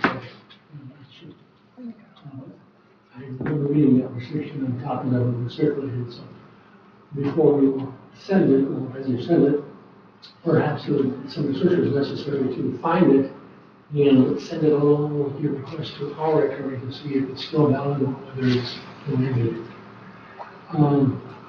I want to compliment Mr. Walters for assisting the chairman of keeping the meeting on point. We spent 28 minutes on housing and 10 minutes was needed for a presentation. It seems peculiar how easy it is to drift away from a presentation to a solution meeting without any direction. And we have to be careful about that because we're spending taxpayers' money. And also an item was brought up regarding Alice. Alice is a peculiar organization that has put out some data and facts which have been pretty well discredited by the National Center for Public Policy. So I want to be careful that the county does not use facts and data that may not have any credibility as it goes forward in doing something recording. The other thing on housing is that I find it interesting to think about this housing process. Michigan is a non-proposal state. People can request some action to be done by a local government or even state government. I find it interesting that most projects that people see necessary, like sewers and other things in the community, people petition for. I have not found and heard of anything that the people of this county have petitioned this county for a lawful petition to demand that they spend money on housing. Maybe we should wait for that before we stampede ourselves into this process. We seem to be leaving the electors and the people are not very important in this process, and we at times deem ourselves to be omniscient and omnipotent. We do not talk about the things we're going to advocate before we are elected. After we're elected, we take on new roles and new objectives, and take on new positions as we get higher. And I think we need to be careful about how we go about this, because the people have yet to petition this county to take action on housing. Thank you.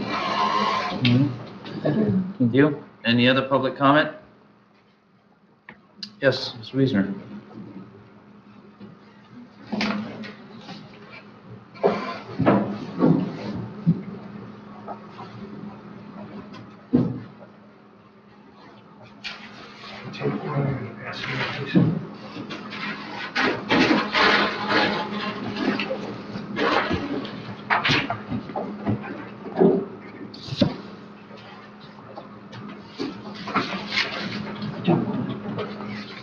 Bill Weister, Elmwood Township.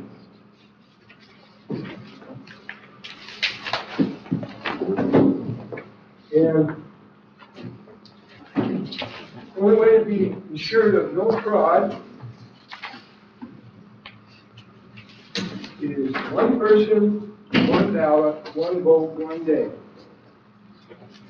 It was 62%, that's the number I remember, it's within a percentage or few of points of people polled by Rasmussen of the 2020 election think there was fraud.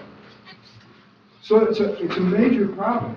And this handout is a great suggestion just to go along with what those 62% feel. And there's no downside to this. So how to vote?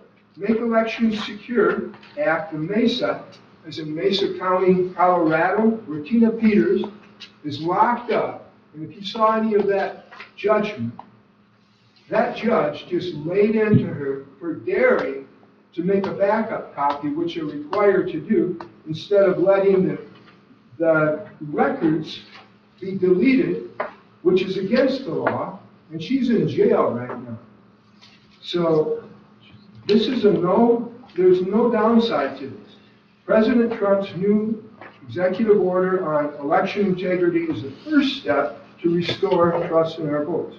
But our Make Elections Secure Act, or MESA, honors real Tina Peters, the Mesa County, Colorado reporter, now rotting in prison for the crime of copying the Dominion election database to protect the evidence. And here's 8 suggestions that would just take away the strife. Make it so everybody believes, and rightly so, that the elections are honest. First, voter ID tied to residence, or the real ID.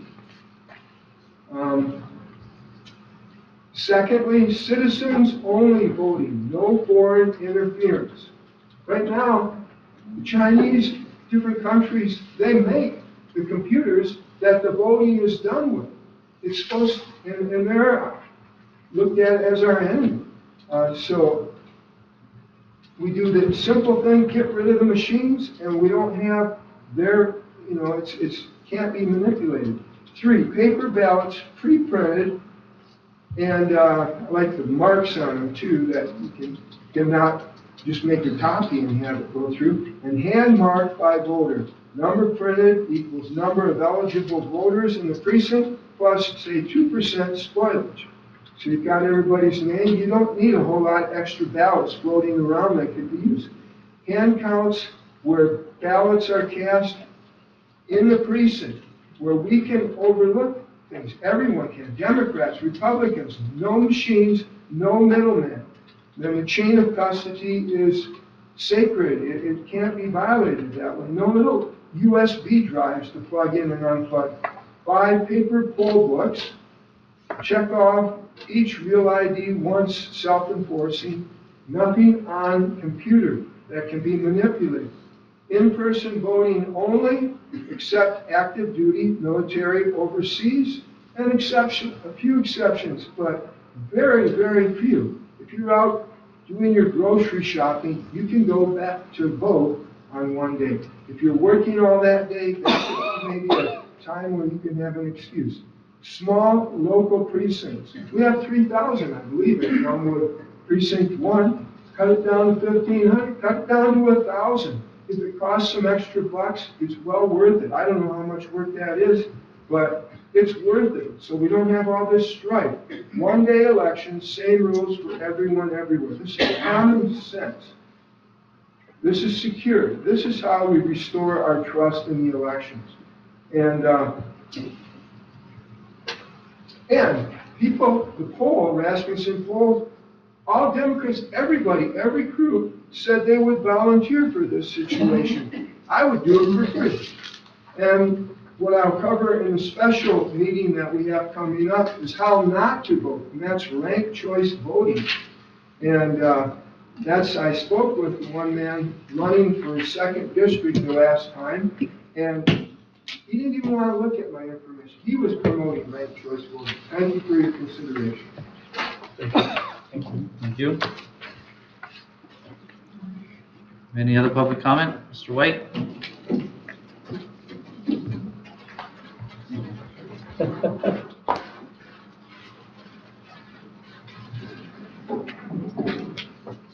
Good afternoon, Commissioners. I'll keep this short and on point. First of all, I'd like to say I appreciate the time and effort you put into your job as Commissioner. I know it's not an easy job and making difficult decisions can be very stressful. On the other hand, you did all run for the job, so if you wonder why you're in that predicament, take a look in the mirror and ask yourself why you did it. That being said, I have two issues that I'd like to address. One involves the county treasurer, the county land bank, and the Suttons Bay School District. Specific issue involved is that our 9.5 acres of school district land that was sold to Peninsula Housing with the assistance and cooperation of the county land bank. The $800,000 transaction was facilitated by our treasurer as a service to the SBSD due to an indication that that district was in financial distress and, according to what I was told, needed $800,000 before June 30th. As near as I can determine from further discussions and questions, that impression was false. Unfortunately, based on my research and conversations with individuals involved, the transaction took place under the false impression on a number of other issues as well that should raise questions that this board should try to seek answers to, in my opinion. One, why was the county treasurer and chairman of the land bank told it was a financial emergency when it wasn't? If the treasurer was misinformed, then why was the transaction completed on a no-bid basis without public comment or input? Why does Peninsula Housing have ownership rights to collect rent on that plot of land when the land bank is the only owner on the deed? Why is the land bank committed to buy back the property in 3 years if affordable housing is not in the process of being put on that land? Bottom line is that this transaction has a lot of serious questions that need to be answered behind it. And I'd like to understand why there's a tremendous lack of curiosity on the part of a number of people in this government who should be concerned. I'd also like to know why the county administrator is involved in this situation as well. That seems to be a habit of his where he gets involved in stuff that, frankly, are clear conflicts of interest, and he shouldn't be involved in them. It's just my opinion. I appreciate you listening to me. All right. Any other public comment? All right. If not, we'll move on to commissioner comments. Any commissioner comments? Mr. Campbell? It seemed like back to the appointment of Justina, excellent choice. She was here and you could tell she really wanted that. And I wanted to make sure that she was elected with a unanimous vote. But I'd be remiss if I didn't bring up the name. I didn't know the other fellow, but Gene Kelly, I know also applied. I know him fairly well. He had recommendations from Mike Borkovich, Jim Kiesel, Greg Mikowski, the VFW commander post, Alfred Waden, the former tribal chair, and I just think he would have made a fine member of that board also. So I appreciate all the candidates who applied. And we should, there's been discussions on the child care. And at one time there was an attempt to set up a meeting among some commissioners and some folks from the health department. And I think it's important that we have that meeting. I had the pleasure of a conversation with Michelle, and it worked. And I got to say that the idea of setting up a child care program, as in the county helping to pay for child care, we seem to see. I mean, we just seem to so much in agreement, and I think most folks would be so much in agreement with her and the department that we just need, sort of like with the housing, we just need to get to that next step. I don't know if that is forming an ad hoc committee. I don't know if, anyways, I just think we need to not let that fall. the discussions that we had indicated that there would be enough funding to create an impactful program. I support the vouchers because I think that it empowers parents to make decisions, and I think it's an incentive for people with families to stay here or to move here or to make this a much easier place for them to live. So I don't know, Jim, I bring this up because I don't want to wait a month for the next step. But yeah, I'm open to ideas, Steve. So I heard some of these rumblings, and I was contemplating about amending the agenda today to set up an ad hoc committee, but I decided against that and just have the early childhood committee come in front of the whole board at a budget session and present to us as a whole, and have a discussion amongst the whole board. I talked that over with our administrator, and we both felt like that was probably the better option to do, have them present. And I was actually going to bring that up. I wanted to bring it up first, Commissioner Coleman, slipped my mind. So. Cut your thunder. Sorry about that. I didn't know you were. So no, I was gonna alert everybody to that, Okay. I'm gonna request, because we have different department heads that are gonna be presenting over the next couple of weeks at our budget session, and there'll be one of those, where we can, as a board, discuss that and figure out how to best proceed with that and come up with options and stuff, so. What I was especially pleased with during our conversation was the thought that we can keep, rather than grow the current program for the current early childhood program, rather than grow it, keep it intact, make sure it's running strong, but also provide increasing funds, which are, and revenue is increasing because, of course, our higher property tax base, dedicating those towards a child care voucher program. It just seems like a win-win all the way around. So just laying out the basics, what my conversation said, just to be as open as I can. Thank you. All right, Commissioner Wessel? Gene Kelly has written 3 books. His latest one on World War II veterans was very good. I appreciate Commissioner Campbell's comments on early childhood, and I was one that favored an ad hoc committee. Because I think an ad hoc committee, first of all, I want to make it clear that we can, if we want to, have select committees. They just need to be approved by this board. But the difference between doing it at the board table and having them come in and present and having an ad hoc committee is that it's not deliberative. We have a habit of, we're going to, the same day they come in, we're going to have lots of presentations and lots of reports. So I'm not saying this is wrong. I'm just saying, let's not lose the opportunity once in a while when we have important business to do, to get some different ideas at the table, cross ideas at the table, and do some real deliberation. And I think we could have done that in an ad hoc early childhood committee, and I think we've been better served than doing it at the board table.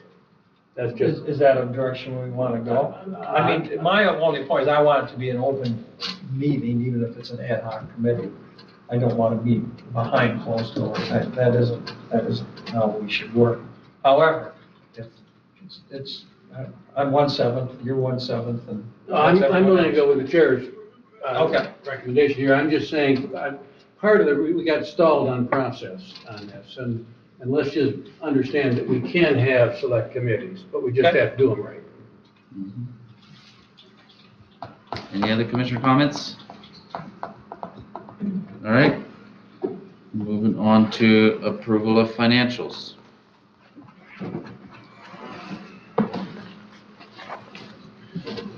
Will always makes this easy for us. It's the job of the person in that seat. You want to switch? You do a good job. Stand up. Yeah, I would recommend to the Board of Commissioners to pay the claims and accounts for $142,867.07. Second. Moved and supported, discussion? Not, all in favor of that motion say aye. Aye. Opposed say nay. Motion carried 7-0. I would recommend that the Board of Commissioners pay or take care of post audit for $6,197,261.70. Support. Okay, it's been moved and supported. Discussion? Not, all in favor of that motion say aye. Aye. All opposed say nay. Motion carried 7-0. Thank you. Thank you. All right, so we got a budget meeting right after this. Is it, I think it's 1 o'clock or 30 minutes after, so how about we reconvene